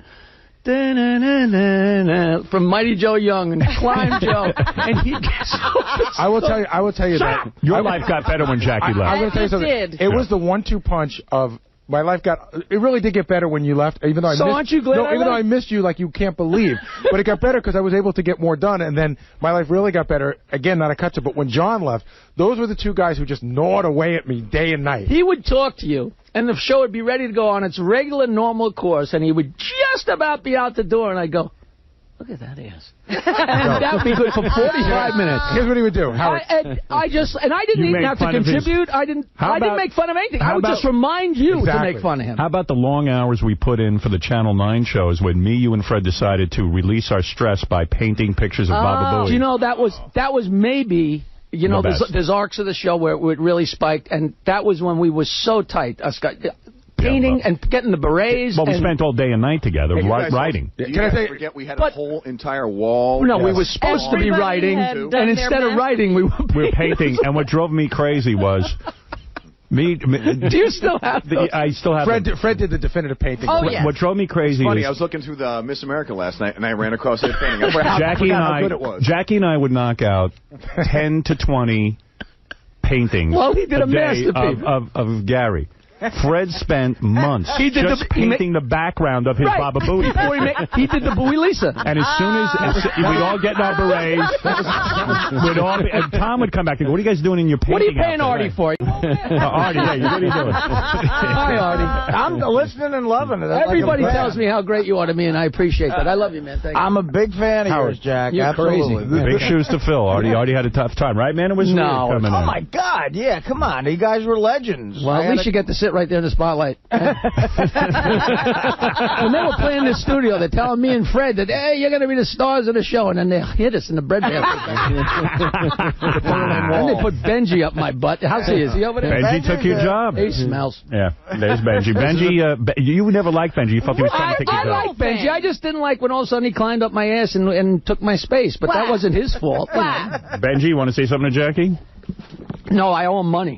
Yeah, actually, about $3,000 worth of grapefruit, but... All right, thank you, Howard, do you know, that's not a joke. Do you know that Benji used to get breakfast for everybody, and Benji has yet to submit bills? Yeah. Everybody here owes him around $3,000 or $4,000. Benji just paid for breakfast for 4 years. And I kept saying, what do I owe you? What do I... Like, Christmas time, I give him $100 or something as a bonus, but I'm like, where's the bill? And he just never gave it to me. He'd sound like $4,000. Man, there's so many stories to go over. Can I just, we should be doing this for a month. I just want to say, the one thing that Jackie used to do that would drive me crazy. Doing it for 5 years. What'd you say? He should have been doing it for 5 years. Right, go ahead. The one thing that Jackie would do that would drive me crazy is, you're right, like you would goof on me and you would be done. And Jackie would remind you, the way he would do it, that would make me crazy. You'd tell the last joke on me, and you'd already be thinking about what to do next. And all of a sudden there'd be a little bit of silence and you'd hear... and that would remind you to keep making fun of me for another hour. I remember we write to each other. Not only do we work on the show in the morning, but all day we'd be in touch with each other on that computer, Lotus Notes on Lotus Notes computer system. And in one time, Gary wrote a note, and you know when you're typing fast, instead of the word make, he wrote AMKE, A-M-K-E. Common mistake. Common mistake. And Jackie relentlessly wrote AMKE. That was good for about 2 years. 2 years. Yeah. Howard, I will show you an email Jackie sent me within the last 3 months. Yes. That has it in there. And always. Like it's like you killed someone and Jackie follows you around with the police photos. But that was the thing, that Jackie's goofing on you didn't end with the show. Oh, no. No, he's still goofing on you. There's that whole Mighty Joe Young. I haven't seen you in so long. They had whatever the holiday is, Rosh Hashanah, when all the Jewish people go to Long Island at like 4 in the afternoon, and I didn't realize the Jewish holiday because I'm, been living on Long Island 50 years. I don't know the holidays yet. And I leave, and I'm going down 56th Street to go to wherever I was going on, maybe the Tri-River Bridge. And I'm driving along, and I see a car stuck in... The traffic is not moving. And I see a car a little, one length in front of me. And it's the unmistakable Mighty Joe Young head, right? And it's so funny. And I pull up next to him, and he's got the windows up. And I guess he must have been blasting something on the radio. So... and I'm honking, and I'm honking, and I'm honking. And by the way, you're describing that Baba Booey, the back of his head looks like an ape. He's Mighty Joe Young. Right, yeah, an ape. Tuesday at Ferrera's in Point Pleasant, New Jersey. And I want to just tell you, Howard, I'm not fooling around. That seat's 90. Wow. Has your business dropped off since the show? I mean, no, it's non-existent. It's non-existent. But you don't care. I don't. When you do a gig, though, I mean, you were used to thousands of people showing up. And my gigs have completely decimated, but it's the same thing. Like, I work at the Laugh Factory last night. I'm doing this one-man show, and there's 40 people, but But you're happy. I am. All right. Common question, which I don't even think I know the answer to. How many homes do you own now? Still the same? The truth? Yeah. I'm down to one. Well, I own my mom's home. One home. That's it for you. So two. So Nancy took all the other houses? She didn't take them. She earned them. Did you get wiped out in the divorce? I mean, No. I was counting your money going, okay, so he wasn't planning on this. No, I was totally, right down the middle. And I understand that you two are still in business together. Is Jokeland still a business? Jokeland.com is still there, and we're still selling CDs. I mean, Jokeland, the physical property. No, that's a virtual concept now. But we're going to be doing downloads and video downloads. But and all that stuff, had to kill you. You saved so much money. You saved every penny you made. Turn the garage into a recording studio. Then you start to believe your own myths. I spent money. But you quit the show. And then you had to give up half your money. No, I gave up half my money after I lost everything in the tech crash. so I got cut in half about 3 times. Jackie, so you had to be saying to yourself, I shouldn't have left the show. No, but really? Howard. Wow. For 5 years I've been believe it or not, I quit drinking 5 years. I haven't had a drink. Hey, you really aren't drinking even now. I haven't had a drink in 5 years. And no wonder you look miserable. I still smoke a little pot. Right. And I'm a happy camper. That's it. Okay. I wish I was 30, but everybody wishes they were 30. Let everyone say hello to you. Dominic Barber, you're on the air. First of all, Jackie, of course, made up the name Bloated Attorney when I was big and fat. Right. In all fairness, that might have been Fred. Fred? Could be. Who knows? We're like Lennon and McCartney. We didn't know who wrote what. He earned the title. You did, Dominic. Well, not anymore. I'm thinner than you, Jackie. But 2 things I wanted to ask you. One more less wife than me, right? Yeah, he's been divorced Dominic just got divorced again. That's 3 less wives. They come and go like Twinkies. And I want to ask Jackie 2 questions. One, did you pay Rodney Dangerfield's widow with the joke show? I told her I cannot pay a lump sum. I have to do it monthly. I send her monthly check. What's your other question, Dominic? Does he remember the flood in his basement? That was some of the favorite moments when Jackie's house got flooded. I was always really nice to Dominic, and I thought he came over and he was so sweet and so understanding, and then called up and made fun of the fact that we had a flood, and it was, and now it's very funny. Yes. But at the time, it was like, what such a betrayal. craphead. Oh. Let's say hi to Beth. Beth, go ahead. You're on the air. Oh, Jackie, I have loved you for 15 years. We used to go to Club Benet to see you, and I would leave my husband and my kids in a heartbeat for you. When I heard you were divorced, I was dialing that phone so fast. Oh. Really? For 2 seconds, I thought that was your Beth, and I thought you were saying you loved me. She's dumping me for you. No. Are you getting laid a lot? Seriously? Yeah. You are? Yeah, but I still want to go on that date that you promised me. You said you're going to fix me up with Beth's friend, and we're going to go have fun. Is that true? Didn't you tell me that she had a beautiful friend 5 years ago? I don't even know what you're talking about. Oh, okay. Or maybe I do. I don't know. I'm trying to think who it is. Find me a friend. Well, after a show at Club Benet, my friends and I waited, and Jackie took pictures with us. Oh, wow. And well, wait, you took the picture. But what else did he have to do? Yeah. I mean, really? Well, wait, he took a picture, and when they took the picture, the 3 of us were in the picture with him, and he bit my chest. And I freaked out and was screaming the whole way home, and no one knew why till we got the pictures developed. Yeah, I think Jackie was responsible for more sexual harassment than any person on the planet, quite frankly. I don't know whether you're bragging or complaining, but thank you very much for coming to the show. I loved it. Thank you. I love you very much. At least you didn't get a finger up anywhere. I have. Can I tell you? You're the got best. that one. Thank you, honey. All right, I appreciate the call. There was another great moment. A classic moment. Where Jackie just couldn't behave himself. Tom had to set up this whole sexual harassment talk, and we all had to go into the conference room. And Tom said, he specifically pulled me to the side. He said, "Please talk to Jackie and Fred. Very serious. I'm in charge of the place. The sales guys, don't make a mockery of this." Yeah, right. And there's 40 people sitting around a conference room with a TV. And when Tom walks in, taped to the TV is a giant penis. A picture of a giant penis. That was a show. If there was a camera, Fred, do you remember that? At the sexual harassment, at the sexual harassment meeting, there was a giant penis there. And Tom was just so angry. There had just been a suit in the company. Something happened. So now we're all getting the messages. You got to show the tape. It's got to be serious. So all the men and women from the company are sitting there waiting for the... And he hangs a penis up. Let's go to some favorite Jackie moments as we on coming in. It's great. In fact, is it true you sponsored Jackie's appearance? Yes. It's sponsored by Havoc. How did this happen? What's that mean? I'll tell you exactly how it happened. Means we needed to get a plug-in. I'll tell you, here's what happened. Yeah. No, nothing personal to Jackie. We were supposed to have Mike Tyson in yesterday. Right. That was what we were working on. So I went to Tom a week ago, Yeah. and I said, I might need some money to get Mike Tyson in. So they got Mike Tyson's appearance sponsored. Mike Tyson's management is less than together, let's say. So they at the last second, they decided not to come in. So we'd already sold the sponsorship, so we just... So now Jackie is sponsored. No, Exactly. What happened? Last week you were supposed to do the last Mike Walker game. Havoc was supposed to be the sponsor of that. We didn't do it, so we had to find a way to make it up. So thank you, Jack. All right, so here it is. Finally got something out of you. Havoc, the gritty and sexually provocative film starring Anne Hathaway, available now on DVD. Wait, at least tell me the name of the movie. So I just did. What is it? Havoc. Howard, Do I get a copy of the movie, Tom? I'll make sure you get a copy. Howard, that's the one we showed you the naked pictures of Anne Hathaway. That's a very good. Princess Diaries. Because we're running out of time, I just want to say a couple of things. First of all, a couple of favorite Jackie moments that we wanted to play. This is Jackie apologizing to his wife. How did I know? How did I know? I even want to hear this. Jackie, of course, being a married man, we went away to Pennsylvania, I think. Philadelphia. And Jessica Hahn was there. And I guess we had all gotten into a bathtub with Jessica Hahn. You remember that night. That's right. And we talked about it on the air. Nancy was livid.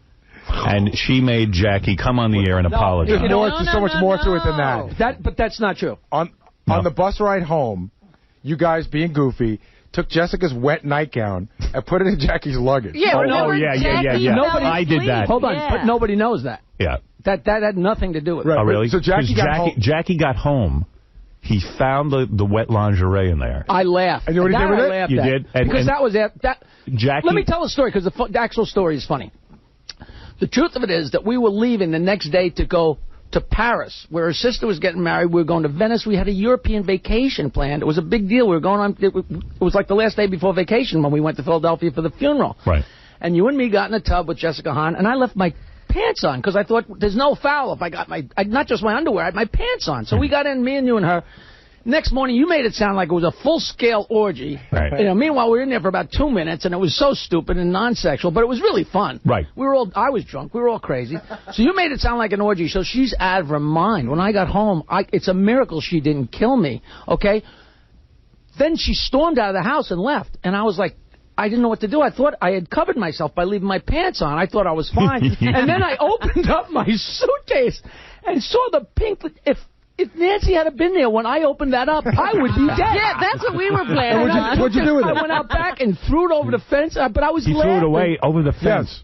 So, meanwhile, I called my therapist and said, what am I going to do? She doesn't want to go to Europe. And the therapist said, do whatever you can to get her on the plane, because once you're on the plane, it'll be forgotten. Didn't even know there was a therapist involved. So she never said to me, do anything. I came in and I figured this was the only thing I could do and said to you, give me the mic. So that was my own...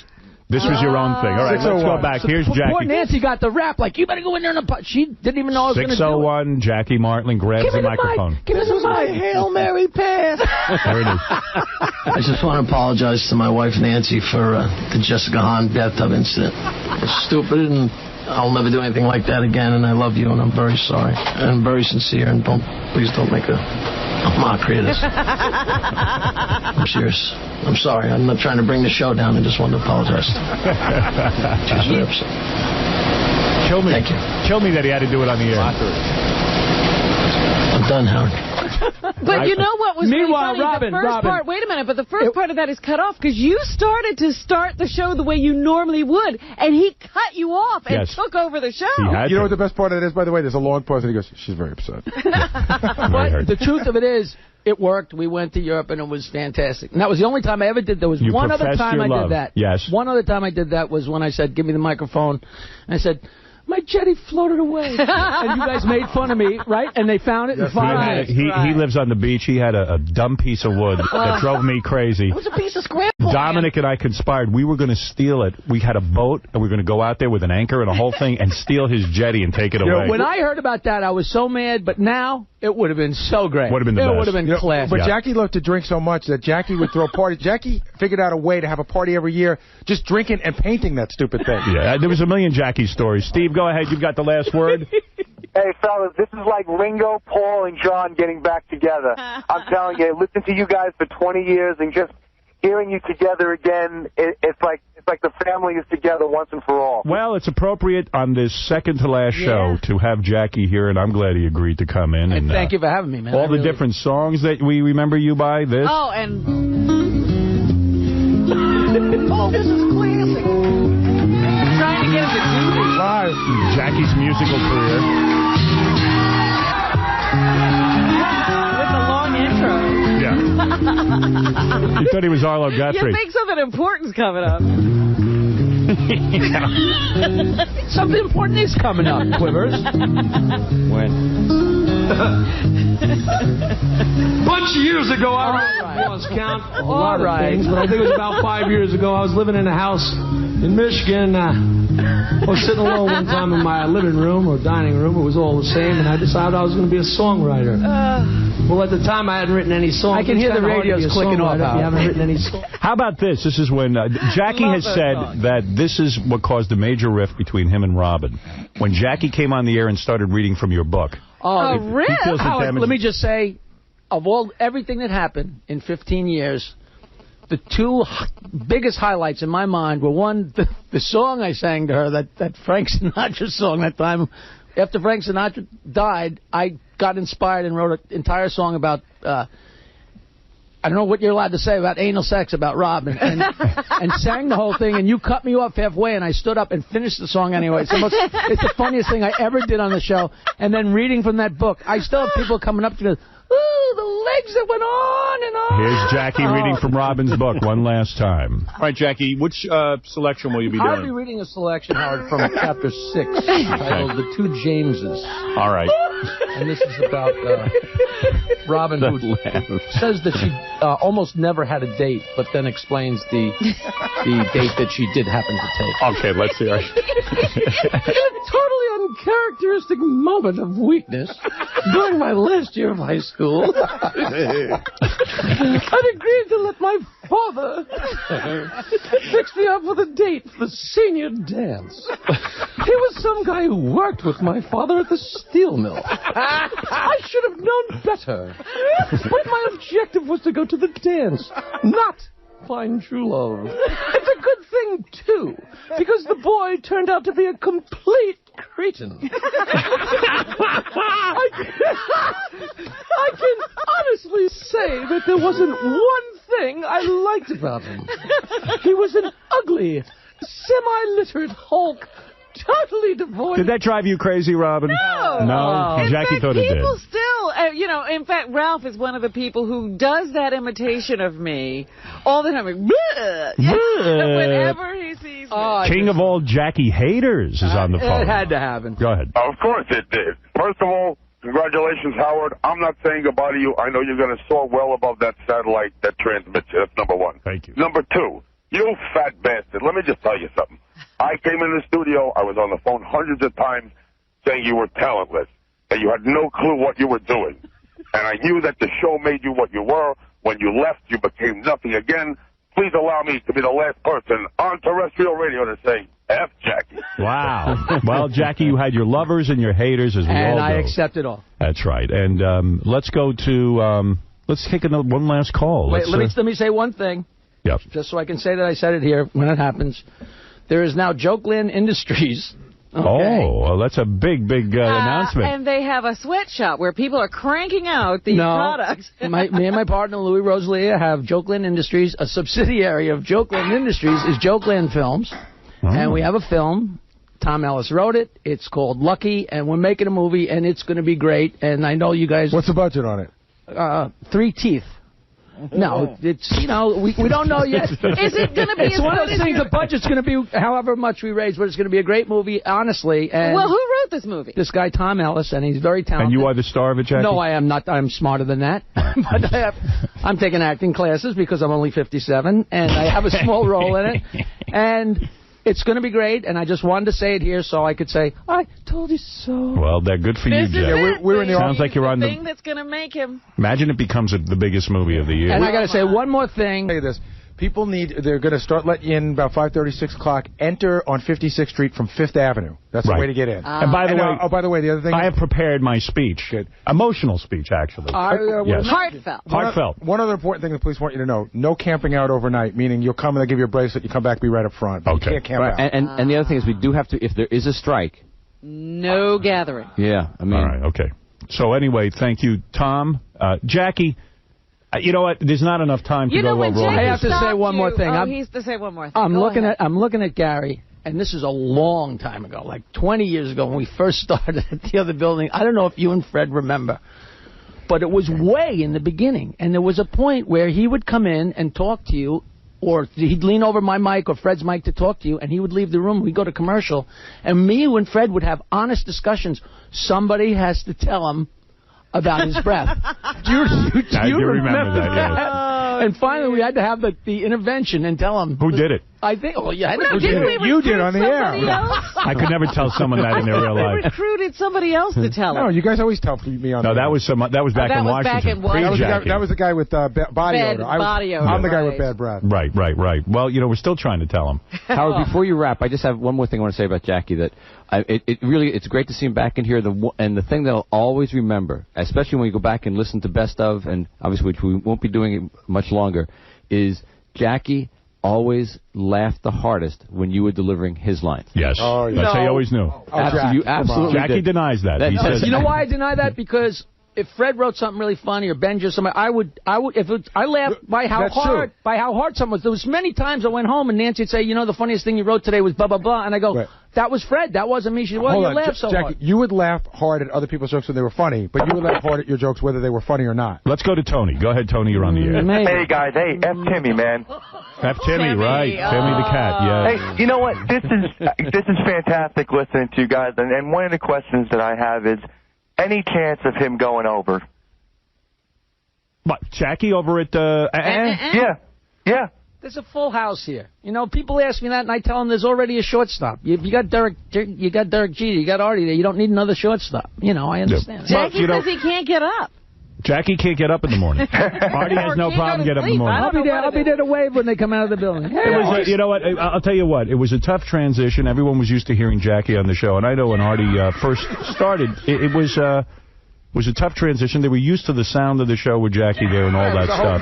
And Artie, you've done tremendously well on this show. You're an awesome entertainer. Can I say something about it was big shoes to fill. Jackie was a very important player on this show. It was not an easy job for Artie. It was. Yeah, and guys, don't get me wrong. I love Artie. He's been fantastic, like you said, and it's just great to hear everybody together. It is great. It is great. I feel good that this has happened. Oh, this is so much fun. It is. Really I'll tell you something, though. It's funny. Jackie could party when he could party like nobody's business. But Artie is 10 times the partier that you ever were, and has never missed a day, and has never been a minute late. Wait a second. Now, in all fairness to me, I didn't miss a lot of days. Wait 1 second, Gary. Remember the time we were in L.A. and we were knocking on his door? One time we were going to go do a show, I guess, at the Hollywood Roosevelt. That's right. I remember that. We couldn't get him up. We could not get him up. But that didn't happen a real lot of times. My favorite one more than you remember. I remember. I didn't get my wake up We knocked on the door. We pounded on the door. I don't know how many times we called the room. We finally had to have someone go up with a key and let him out. You thought he was dead. And you and Robin were coming down. We're going like, oh, crap. Here's what I remember. For him. I remember that Jackie was trying to lose weight desperately, and he was on Nutrisystem, which was our sponsor at the time. Oh, and yes. he was... Nutrisystem would give you these little meals, and he would lick these meals with his finger. Oh, man. But he was losing weight. Well, we went to, I think it was Vegas, and I knock on Jackie's door. I find Jackie passed out in his room naked with his legs spread. He's on his back. On his big belly is a giant tray of food. Shrimp, French onion soup, French onion soup with cheese and bread. The same trip. And he was naked and everything was hanging out. Everywhere. Food everywhere. And I went, what did you do? He goes, I don't care. He goes, I'm in Vegas. The other thing that I remember, Jackie would get these challenges from Nutrisystem. Yeah. And he'd come in here whenever his weigh-in day was. Yeah. And he'd, jump on the scale or whatever, and he had to make a certain amount of weight, and he'd get all this money. Remember, he was always working at Gary and I were there was a time when I had to go to 180, and we were going on vacation for 2 weeks. Right. And I knew there was no way I was going to be on a diet during vacation. And the morning of the weigh-in, honest to God, I was on my side on my kitchen floor, and I swear to you, I gave myself 2 enemas. Yes. Put on a silk shirt and silk pants, and came in, and that needle, ask Gary, that needle was on 180 exactly, and I got my 10 grand, and we went and went. We had some great times together, brother. I love it. I love it. And you're a true pal. And well, you know we what? get to go out to dinner still. We will go out to dinner. Howard, can I just say something real quick, too? Because I grew up listening to the show as a teenager, and me and all my buddies went to go see Jackie about 10 times at Rascals in West Orange, New Jersey. That's very nice. And we He didn't say he liked it, Jay. No, I'm going to say we laughed our asses off every time. Every time he killed, he brought my cousin up on stage once, this girl, to do a Stump the Joke Man, and he abused her, and we all laughed like crazy. And it's an honor to sit in the chair you made famous, Jack. Thanks, Artie. I love That's you. very nice. I'm a big Thank fan. you. Thank you. Yeah, and, you know, this is an emotional time for us. We've put in a lot of time here on the show, and Jackie, huge part of the show. And it was great. I got to tell you, I loved every second of it. Every second. And I can't Except up until Wednesday. I can't even tell you how many contributions he made. There's too many. I know. We could go on and on and on That's with right. all of the Jackie stories. Fortunately, Jackie has a list of every Yeah. contribution. Yeah. Yes, I have it right here. By the way, when you left, you forgot your briefcase with all your jokes. We still have it. Give it to Jackie. You're kidding. No, we've been holding it for 5 years. That's right. It was under the desk here, Jack. Artie's been holding on to Wow. I didn't know what that thing was. Isn't it locked closed or something? No. It was never locked. I'll sell it on eBay. Benji, here's your money. There's finger cuts and jokes in there. Oh, I remember the finger cuts. And There's too many memories, and I don't know how to end it, but other than say the thank you for coming in. syndrome. Yeah. 20-nail syndrome. Or whatever it was. Final plug. I have one request. Go ahead. Can I get my picture taken with you? All right, we're going to do it. That would be fair. Jackie's Joke Master Jr. 1 and 2 available at all Bed Bath & Beyond stores. Jackie's Dirty Joke Machine available at all Spencer gift stores. And see Jackie this Tuesday at Ferrara's in Point Pleasant, New Jersey. Go say hi to the Joke Man. For more information, go to jokeland.com. We got to take a break. Thanks, man. A lot of people I'm so glad I came in. Glad you came in, So too. good. Thanks, Gary. Rob. Jackie, let's do it again in 2011. I'll be here. We'll be together. 2011. Why not? I'll be here. And thank you, Jackie. Thank you, man. All right, we'll be back right after that.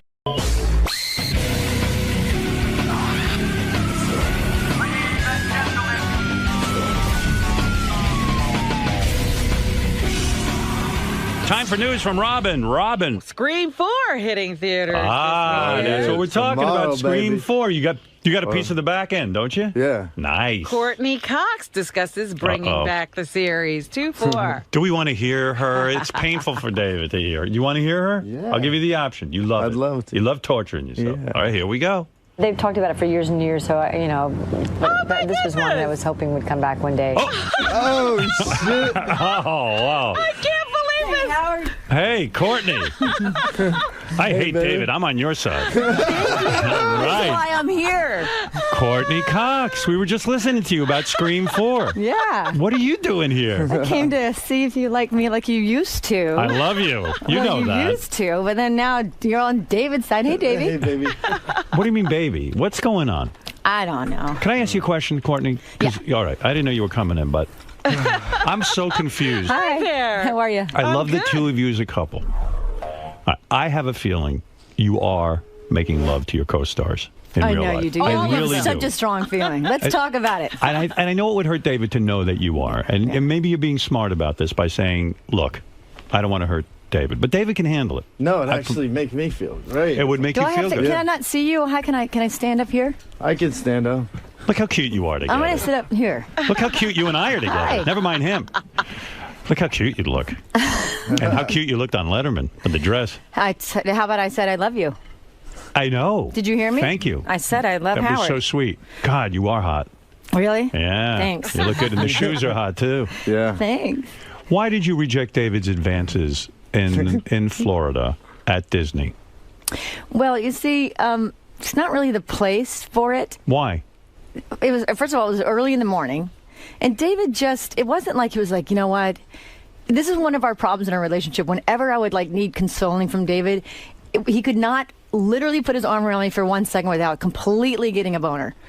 There was never any like, oh, I'm so sorry your dad's dying. Can we fuck? You were like, Come you were like, dude, No, that's not. That's the truth. That time I was good. During your dad's passing, Okay, I mean, come maybe on, I was that a one fucking time. saint. So it just wasn't the right time, and I don't want to confuse the issue. We were going through a hard time, and I think I understand what you're saying. In other words, like you'd like to know that you're not always the sex object, that at some point, he shouldn't get a boner.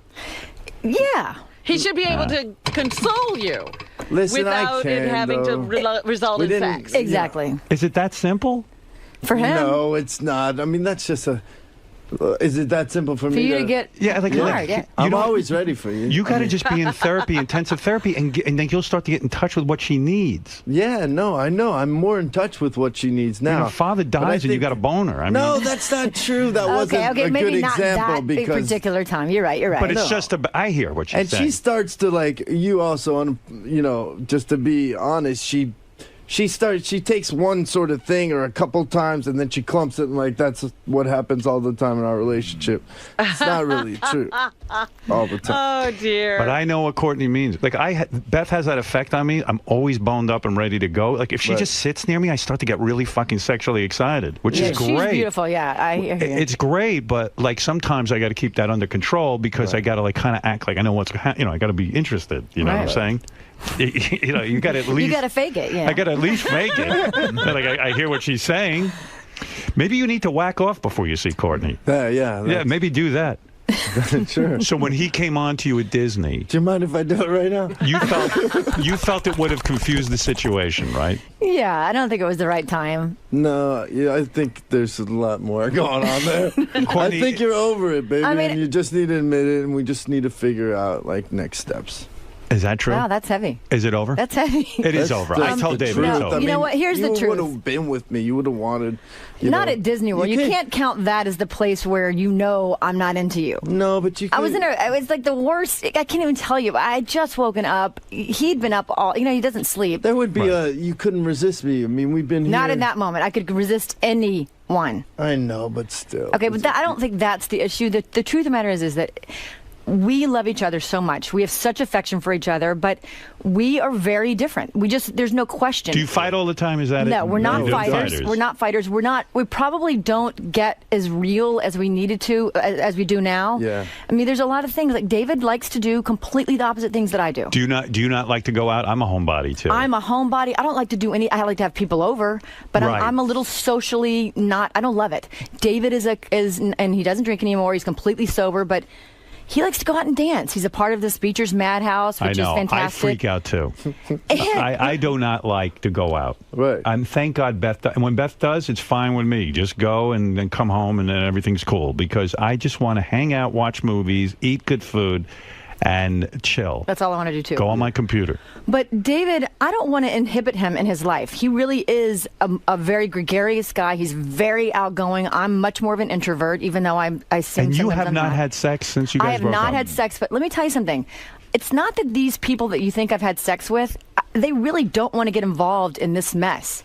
And it's only exacerbated here you want to on know the what? air. I would so jump into the mess if I'm nailing you. Okay, well, I'm not kidding. I would care less. I mean, these guys actually really like David, and I'm also, executive producer of the show. It's kind of an awkward thing. But when they're on vacation with Coco, I was a little surprised, to be honest with you, that I didn't get hit on at all. But those guys want you sexually. If they do, they're not letting me know. I mean, I think they like David too much, and I think it's too weird of a situation. Are they emotional friends, those guys? Can you lean on them emotionally? I would say the whole cast is an emotional friend. I can lean on them. But, David, you've had emotional affairs with people. No, I have not. That's not true. No, listen, that was, Did you have an emotional affair? You met a come Absolutely clean. not. Of course, he's had people that he's met who could talk to about this relationship or life, and you talk to them more than you talk to me. Right, but I think there's more going on with those guys than just an emotional thing. Like, even the way you talk about it, you could possibly be attracted to him, and you just have to kind of, like, you have to move on from just sort of like, I don't know, and this and that and whatever. We get along much better than before when I came in here. I mean, I liked him more than when I walked in. I know. You know what, this though? isn't I the real. convinced It's been a week of you getting angry. What's no, wrong? I'm sorry. You know what's wrong? Fired up today, for You sure. are fiery. He gave it to the tabloids today. Yeah. But you would have been very proud of him, but I know why he's fired up. Why? I sat him down. I don't mean to be mean. Yeah. That's all right, but I mean, all of a sudden, like, we were best friends yesterday and last night we and are today. best friends, but I'm just... He wants you back. Can I say something? He wants me back, but you know what? If you say to him, David, are you happier now? He says, in so many ways I am. I feel like I'm much more of a man. You walk into his house, he's got shit going on there that I wouldn't live with. And it's like, great. I want him to be happy. I want him to be his complete self. I don't want to control him, give him boundaries. Do you remember when he broke the wine glass over his own head because you had a love scene with Ron Eldred? Yes, and I thought that was very mature. Mature? Immature. I'm joking. Yes, it's very immature. He's growing. But I couldn't handle, great. if you were my woman, I couldn't handle you in a love scene. Beth had a little kissing scene on some sitcom, and I didn't like, I didn't break a wine glass on my head, but I really didn't like it. I can't take you in bed. David's a passionate person. And we were looking at the pictures of it. Ron was kissing your belly and going almost down on you. I mean, it's too much for him. Look, he knew what she did when they got together. I know, but it's David hard. does need to learn better coping skills, and I think he is learning them now. But you know why David's angry? Number one, he feels that he looks always bad in this thing. Like he's the immature one. He's the one with the problems. He was trying to tell me today that you have problems too, and you come off smelling like a rose. I didn't say that. You know what? If I can clear that up in any way, David is the most amazing guy. He's the best heart. People, when they say, "Can you believe he's gone on Howard and told your whole life?" I don't give a shit. Right. David is a great person, so he's being honest. Some of the time, whenever it was, he was drunk for most of it, I'm sure, right. And now he's not, and he's just an honest, great person. He But didn't you do said on anything Letterman. wrong. But you said on Letterman last night, our marriage is better now than it's ever been. Well, our friendship. Your friendship, and that's sad. That now that you're living apart, it's better than it's ever been. Well, you know why? Because we were sitting at Disney World and we were talking and laughing about the fact that we're so different. You are, in some ways, I know you even said, you feel better now. Oh, completely, and I have more patience, and I can talk to her more. And So maybe you're better friends than lovers. We might end up being. And the thing is that he gets the best side of me right now. I'm not controlling in any way. I'm not trying to judge him. But you will, because when he's alone with Coco, you're going to want to make sure that he is the father you want him to be. I know. That's another thing. He's an amazing father, and if anything, I call him up for advice because I'm much more emotional, and he keeps me grounded. Here's why he's agitated, because I agitated him. I said to him, David, it's over. She does not want you anymore. That feels good. That's Did you say that to him in private? I said it to him here on the air. Remember the first day I said, David, you're the only one who doesn't know it's over. She's telling you it's over. I think she is telling me it's over. And she just I wish it was that simple. I just think It's if I went over. back right now, Let's I don't tell know that I would be. I don't know that we wouldn't get back in the same pattern, continue to live separate lives, good roommates. But I don't know that we're ready. I don't think we're ready to actually have taken this to a different level. I get scared. I don't want to do this again. If we do it, we got to do it right. If you get back together, then it's got to be forever and really do it right. You're saying there is a chance you could get back together? I'm saying I would. Give me love, the truth. Give me the truth. I would love for that to be the right decision. But it's not going to happen.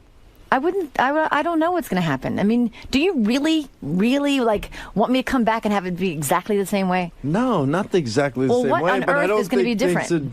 What's going to be different? You're going to be at Beecher's Madhouse, and I'm going to still go to bed alone. I don't like. I want to go to bed with you can make. I won't let you go to bed alone. It's called compromise. So we could say, Wednesdays and Saturdays I go out and do that, and Courtney, the what's other wrong with times that? I stay home. Beth goes out it's sometimes. all compromise. It's. I don't want you to come off as if you're begging me, because you know what? That's not the case. Right. You sound like you are today, and it sounds vulnerable and sweet, and you've done nothing wrong, so let's make sure you're not the bad guy in any way. But in reality, when we go to therapy together, we really talk about, we have a lot of resentments. While we love each other, it's not like... He feels you've restrained I don't him. have... Yeah, and I'm not sitting in the driver's seat. He's acting like I am. No, But he also said it was tough on... It was tough. I know you want me back because it's a wonderful thing. Who wants a family to break up? Right. But we're always going to be a family, whether we're together or not. And I don't... But Courtney... You are... Myra. He said... What'd you say? I said I love you. Yeah. I mean, love her he's too. he's not begging like he sounds. But I don't mean to be not on your side, or you came in here and I'm not. I mean, no, it's all right. We're having therapy. I mean, it's But Courtney, it's free. He's saying what, really, in reality, like Beth goes out a couple of times a week, and I used to have trouble with that. I'd be like, no one should leave me. I should be. And then I got over it. And then was like, you know what? She needs her space. Let her go out a couple of times a week. Let her go out 2 times. So what? And then, and then you could be on your own and Absolutely. maybe enjoy that. That's one of the things. That's just That's only one? Very different. Yeah, that is true. We are very different, and our compatibility Maybe you are too different. is an issue. So it's over. Let's call it. Let's call it what it is. It's over. Why do you have to have it now, Howard? Why do we have to Howard what now? who's rushing this decision. Because he's got to move on. Because to It's me, killing him. we can't really see if it's gonna work out or not unless we're together. Like the way it's like this half and half, me kind of like meeting girls and like not opening up to them or anything like that. It's just this like middle ground that's just not. Maybe it's Courtney's way of really- Are you holding on to him by expecting him not to be with women? I know you're saying it's okay for him to be with women. No, I'm but- not expecting him not to. I mean, I want him to be happy, and if that means that David likes decisions now. He's a very extreme person. I'm a little more like I want to really know what's going on and make sure this is the right decision either way. But I know he wants a decision yesterday. And if that helps him move on, then you know what? And we're supposed to be together, then maybe it's after your next relationship. And maybe it's after I meet somebody and go, you know what? Are you dying to go to bed with somebody new? I'm not dying at all. No. You're not? Mm-mm. Are you horny? You haven't had it in a long time. Yeah, but not as much as I wish I was. You're not that horny because you know what? David could have satisfied a sexual desire in you that night in Disneyland or that afternoon. But you wisely said no because that's just going to start all over again and we're going to be back in the same boat. Mm-hmm. So you had to restrain yourself. Yeah, I mean, it was 9 o'clock in the morning. It wasn't that hard. No offense. So you don't. It wasn't like I was. When's the last time you had sex? A long time ago. Really? Yeah, that's kind of embarrassing. Should we Nothing. talk about that? Yeah. No vibrator, No. not. Well, Well. yeah, you've taken care of that. Sure. Wow. Sure. Did you know that? Yeah. You did know. Yeah. Oh, How he did doesn't- you know? He bought it for me. Oh, you bought it. So you've been laying there using the vibrator. When I have to. And what are you thinking about when you're doing that? You don't need to think. The girls don't. Oh, bullshit. Any chance we could get you on the Sybian? I'm with you. I'm just kidding. I'm really Where is that kidding. thing? It's over there in the corner. We can always pull it out. That might need that this. might solve all the problems. I might ship one to your house.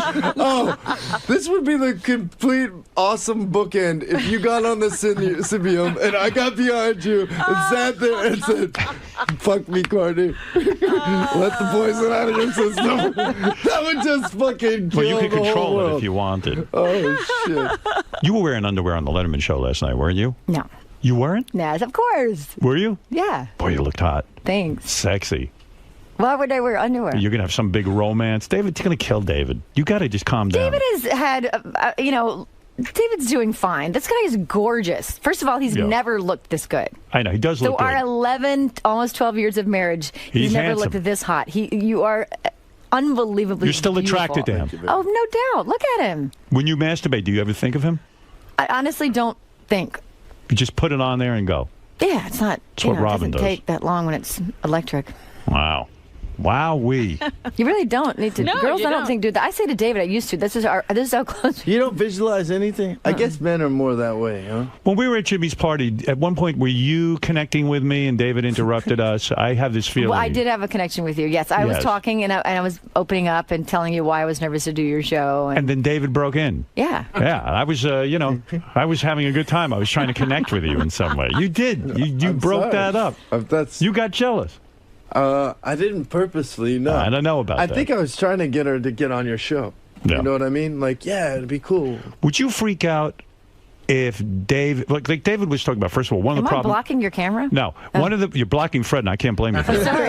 No, He it's actually fine. thanks you for I like that. the back of your I head. keep doing that. David was discussing earlier that it was hard being sometimes Mr. Courtney Cox. That you were kind of at one point sort of the person who was the front person, so to speak. He had a hard time with that, right? Yeah, that was tough for definitely. you. Did you know that? Yeah. Yeah. And I don't blame him. That is hard. Right. Did you think he was psycho when he broke the wine glass over his head? Did you say maybe I ought to get out of this marriage right now because he's too possessive? No, I didn't think he was too possessive because I probably was just as jealous. Well, not probably. I was just as jealous back then.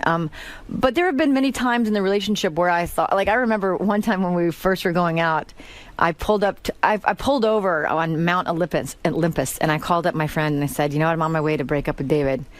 And I just said, we're just too different. This is never going to work. All the way back then. And I drove up the house, up to his house, and his pants, were down to here. I've been telling him for years, please pull up your pants. Right. But they were down to here. He was spray painting inside of his house, and he had a couple buddies on the couch, a couple beautiful models, and they're all kind of not nodding out, but they were like zombies. I don't know what the hell they were doing. David didn't even know their names. Right. And somehow, he's so charming, we ended up having sex, and I didn't break up with him. Wow. But I had intentions to break up, 15 years ago. Was the sex always good between you two? Yeah. It was? Yeah.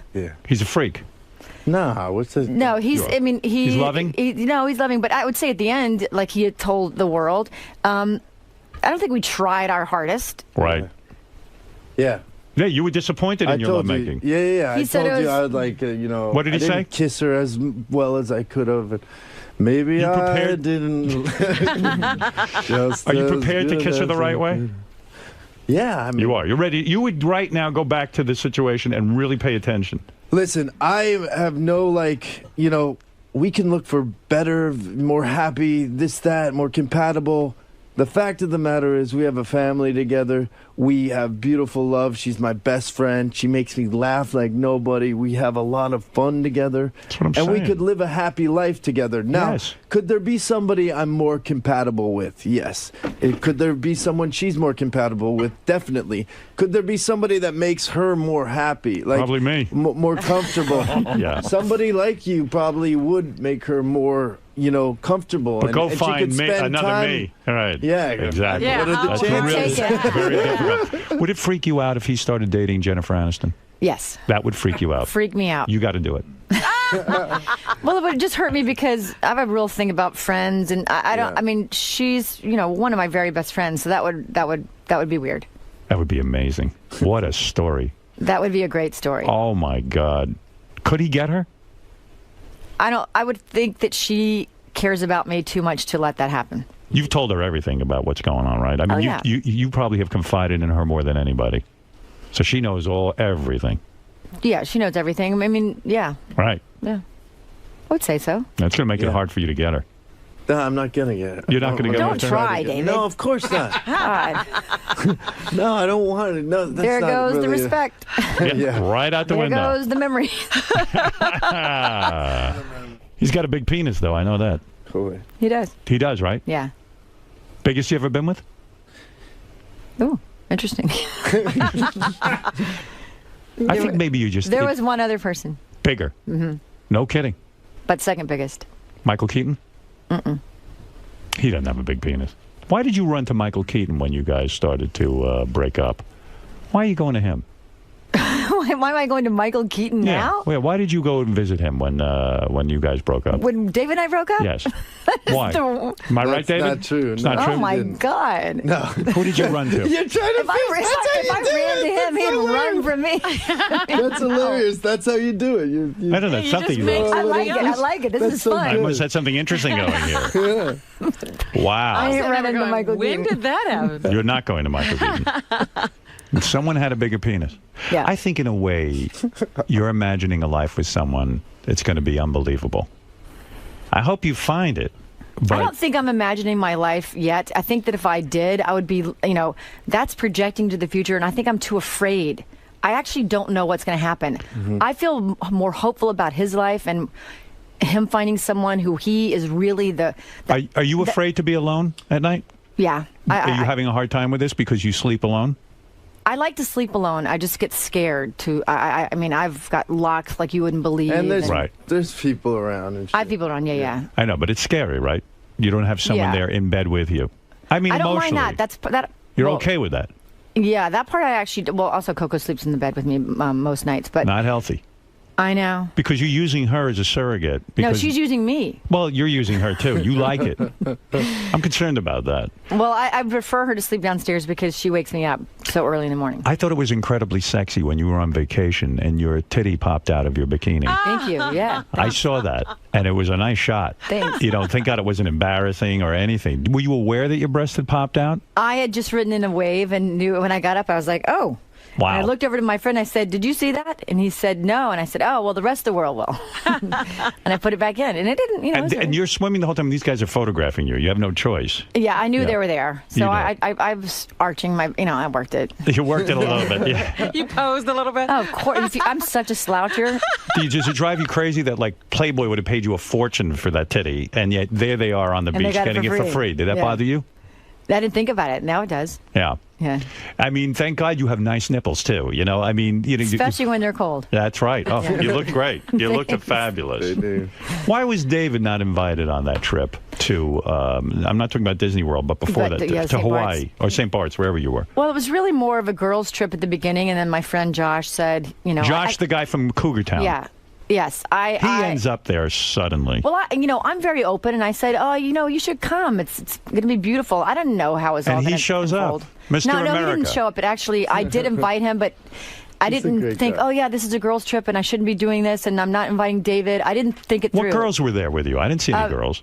Well, they don't photograph. Oh, Coco is one of the girls. Well, Coco, okay. And my best friend Teresa. It upset me when Coco was in the water playing with this co-star of yours from Cougar Town. This upset I me, felt and it bad upset for David to see that, but the Yeah. truth of the matter is Coco comes to the set all the time, and she loves those guys. She loves them. She loves Dan Bird. She calls Right. him her brother. She loves Brian, who plays with her all the time, and she loves Josh. Coco accidentally called Brian Daddy. Is that true? Oh, By accident, it was a slip of the tongue. After I ran to Michael Keaton's, Right. that's what she said. I mean, and this Josh is your co-star, and he ends. So suddenly he's there, and then one thing leads to another. He's putting the cocoa butter on you, and then all of a sudden, did he massage you at all?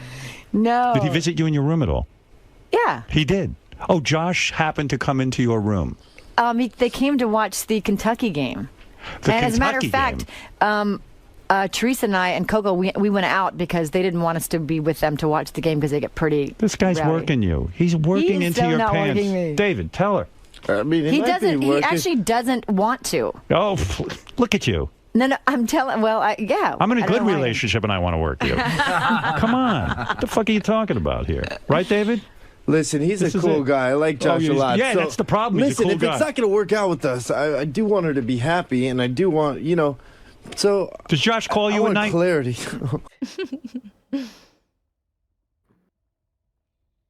What up, shared chat?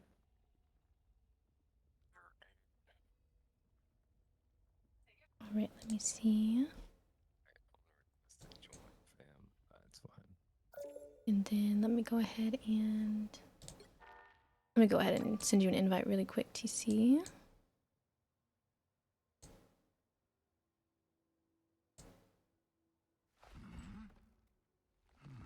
All right, I just sent it.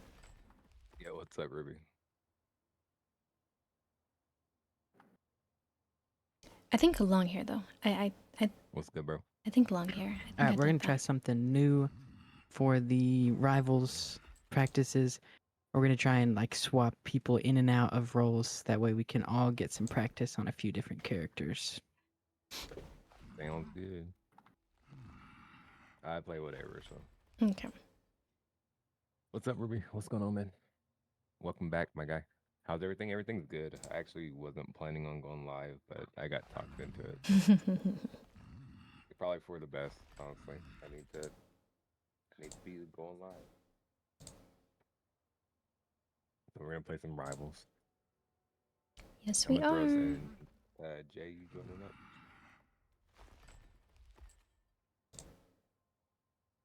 Oh, the Tuesday comp. Yes, the Tuesday comp. I'm gonna throw us in a quick play real quick.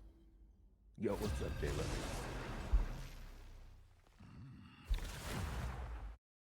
Perfect. Thank you, I'm Jalen. back. What I miss? Oh my goodness. TC. Oh my TC God, selling. all the places. You missed TC selling again. Per usual. Per usual, bro. Per usual. Oh, we got a spider, man. Listen, if we lose this, exclamation point RL in my chat. because there's a Lord Spider-Man if we lose this. And that's for any ranked game or any game. Cloak and dagger. We are hope. I guess we're all queuing. What is this? Any game that has a Spider-Man in it. Everybody go DPS. Yes, I will send you some reference pictures. And see, I'll just send you some pictures of short and long hair that I like, and then you can choose from there. So kind of like surprise me. I think that would be cool. But I'll give you some ideas, so you can kind of go off of that stuff. I'll send that to you. What's today? Any Lord? I don't have any Lords. By Friday for sure. But like within like a day or two. Give me a day or two. I just want to say we To do send that to have you, 3 Jayla. healers, so Era, if you did want to practice Angela, I don't think it would be very fun to be a solo tank, but hey, if you wanted the practice in, the opportunity is there. It's up to you. Nah, I'm gonna try. It's just a quick play, so we're chilling Right, either yeah. way. If you're gonna play, if you're gonna practice it, now's the time. I'm practicing with Cloak and Dagger, which I think is really needed. We need someone to practice. Yeah, never mind. No, yeah, never mind. Is right. World Brawl is what you're about to say. Johnny, I'm trying to heal you, but I can't heal you because of where you are.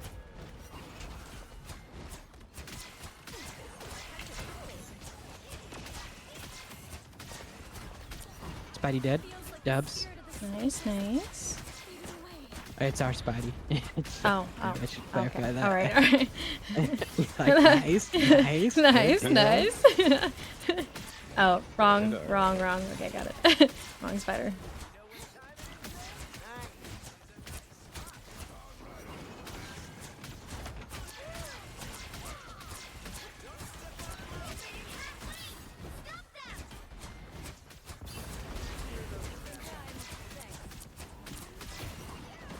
Really, I need to work on rocket. There's a flame guy behind.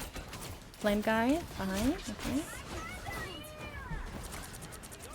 Got him. He doesn't know the moves.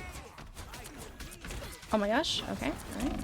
He's We got trying a to kill me. Geode stepping up on us. Geode. A Geode.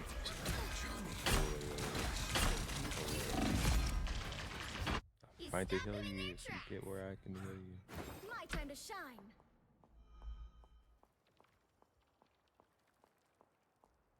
Oh, Roger, that sounds good. And you sound very... I am. Well, I get to work on our outfit then. Okay, sounds good. Yeah, because I sent you some ideas for the outfit, too.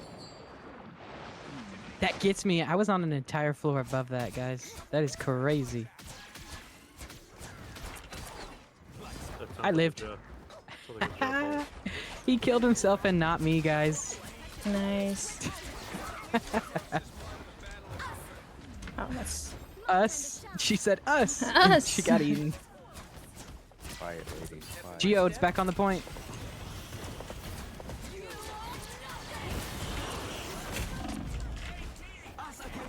Oh. That's okay. It's okay. We need the bonus damage. I know. Oh, I killed one. Nice. Yeah. How you feel about that?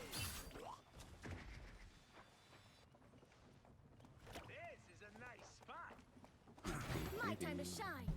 I'm always going to save my ult for after the Phoenix. So if you guys hear the Phoenix ult, just know that my ult's coming up right after that. Okay. Okay. I'll get you next time.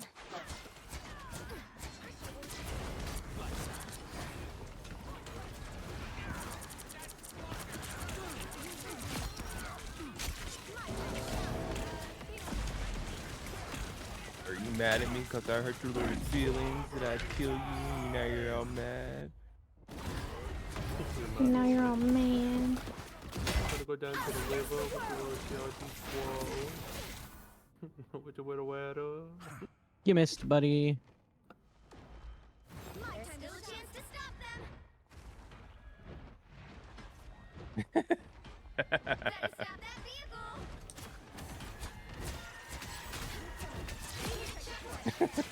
That's right, bro. I play Minecraft. I'm not scared.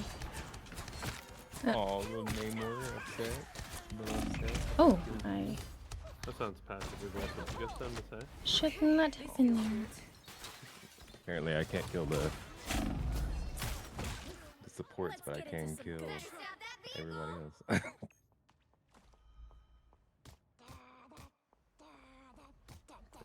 He gets me.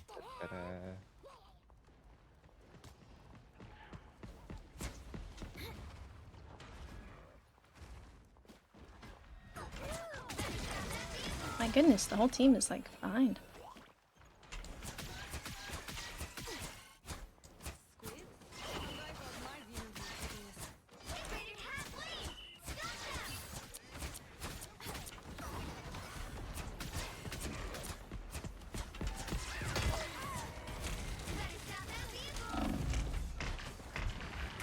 Oh, come on.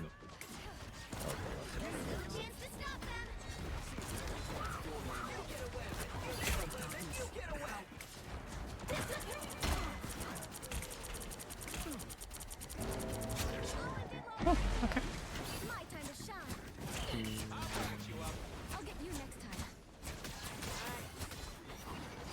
I appreciate you. Right I'll see another thing.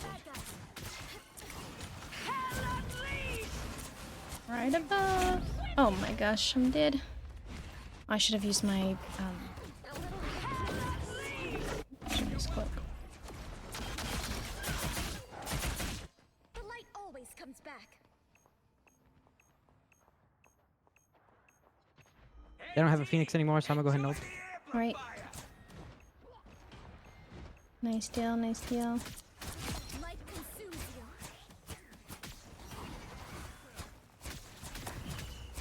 Everybody needs a hand sometimes. Or a dagger. I mean, we're all on support, but I thought we were... I thought y'all were gonna be doing another... We're chilling. Okay. I'll get you next time.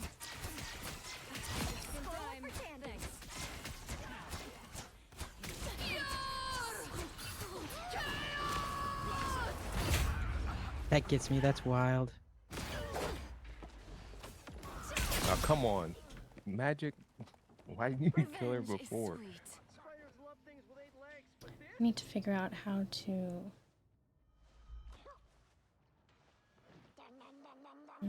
So if I was in my ult, that still wouldn't have worked. She still would have killed me. If you would have used your, like your smoke getaway, you would have. Okay. Okay. That's what it is. The mystery mist. I'm gonna use mine here too.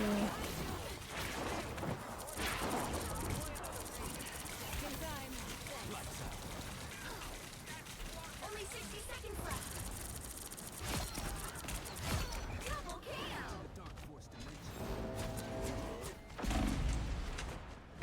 Uh-oh.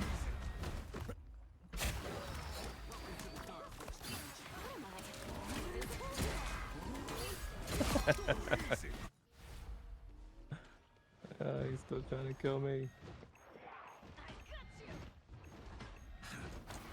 My time to shine. Down to 30 seconds.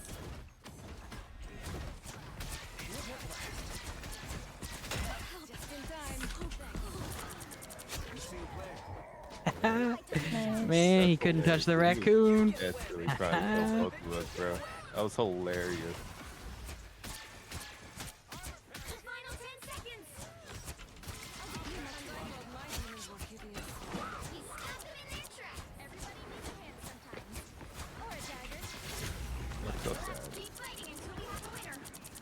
Yeah, back it up. My time to shine.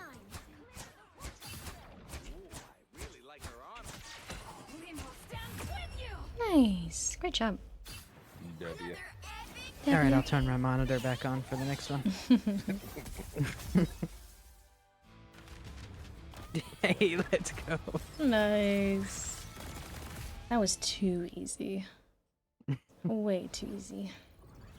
Them quick Let's get plays Jay in here. Get you warmed up and stuff, you know? Gets those hands loose. So I've been starting and just running quick match and get my hands loose. Isn't that how you hurt your hand? You got it so loose that it like fell off or something like that? That's not how that works. Oh, okay. It was something else. Gotcha. I saw it. I was there. No, none of that's real. Like, none of that's real. Are you sure? I'm positive. I got invited to the team by a Speakeasy. Oh, goodness. Speakeasy? Yes, sir. Is it speak easy VC, guys? Everybody has to speak in ASMR now. I'll be speaking easy. TC impression, go. Hang on.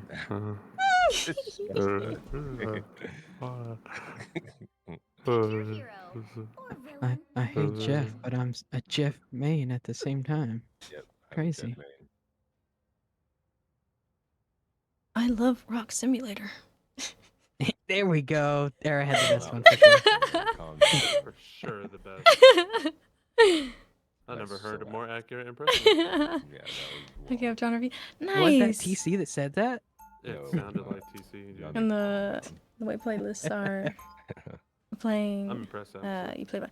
Oh yeah. This is actually. I'll have to make a link to the playlist. I'm not sure how to do that. I'm still kind of new to Spotify and stuff, but What are y'all watching? we can make that Sounds happen for entertaining. sure. You don't have to be a witch to find the magic in this world. Y'all watching a fight? More hello. I'm glad that you liked the playlist though. Yeah, I wanted to also put like something on my They're stream watching the- that shows what They're song watching is the playing boxing on from Spotify. SpongeBob, where it's the two boxes boxing. The battle starts in 5, 4, 3, 2, 1. All you need to do is capture the mission area. I haven't played on this one in a while. Same. Powers practically infinite. Yeah, it's really happened. This is the lo-fi playlist that I have. So any sort of lo-fi, it's certainly kind of like gets you focused up. There's a Sparty. Oh, who is raiding? Oh my goodness, Mr. Panda Jim himself. What's good, bro? Welcome in, my guy. W's. What's up, bro? It's good to see you, man. How you been, bro? How's the games? What'd you play tonight, dude? Which audio? Got one. Which audio's up? Nice. Like my audio? Me talking? I have to talk loud. Otherwise, I'll talk low. I fought Oni, slayed demons. This should Like game audio. Is this which ranked? audio? No, this is not ranked. Okay. Okay. About to be. I want to make sure. Play while stream. I was like, these guys are just falling over. If you're just doing well, yeah, I just got started, bro. I just got started. We're gonna play some ranked rivals. Carrying your team to the dub, grind team. The fireman came from behind. Nice. Oh, you're probably talking about my raid music, huh? Thank you for the shout out there. I appreciate you. Yeah, my raid music is loud. Oh, they're all dead. Yeah, they're all dead. They're goners. Good to see you, bro. How's the WoW? Did you ever check out that Ascension private server that I was telling you about? That free private server? Yeah, turn around and look up above the point. I'm just aura farming, dude. No pain. Here comes Fireman. Got him. Yo, you are not in, dog. Heels in the back line. Appreciate it. Oh, they're coming out now. Oh, nice. Uh-oh. Bruh. Bruh. Have you been playing Rivals at all? Or no? Oh, no.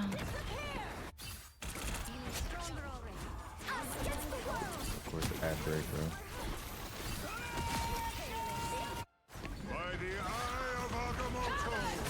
I have reawakened. I have my ult. Let's see. Ah, they get me. A shame this was your last dance, Lord of Stars.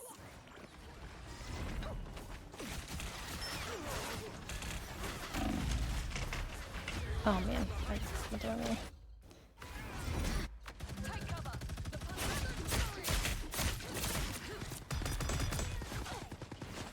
I have reawakened. Step aside. Let's get this team out of here, bro.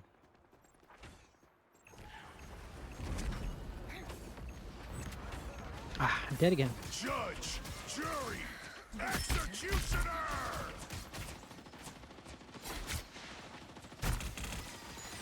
Just gonna wait until they're done with this. Oh, he's trying to get away.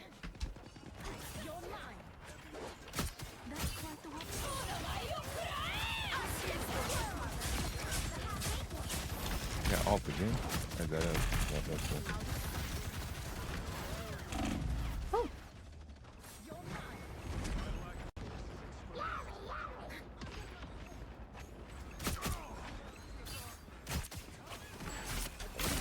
Oh, you swallowed me. Good shit. Nice.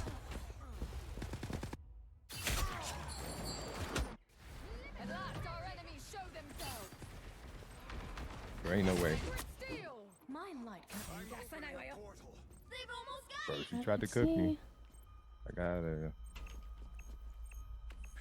Oh, I'm dead. I didn't know y'all were all gone, bro. That's crazy. Dude, Wanda. Oh my goodness. Get on point, get on point. I gotta know if we can hold it. My light cannot be I jumped on it. I'm on my way back. I'm just trying to live. I tried to stay on as long as I possibly could. Tried to stay on as long as I possibly could. Mm-hmm. Portal went away right whenever I got there. Let's see, what are we running? I'm about to change. I haven't played Alright. any other DPS character in like so long. Like, my goodness. Let me see. My order is sharp. You want to go to heals or you want to go DPS? I'm just gonna go to. I mean, we're playing like big play, so I'm just kind of trying out new things. But Filling it out.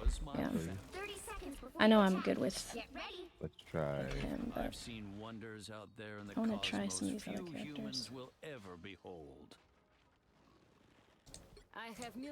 Hey, you haven't played Rubber Band Man in a while.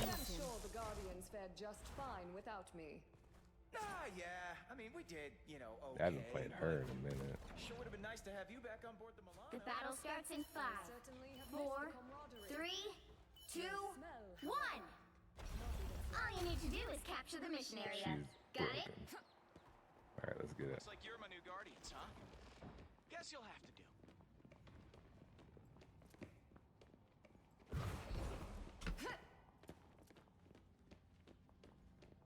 If you're just tuning in, we're about to play some ranked here in a little bit. Enemy in front of us.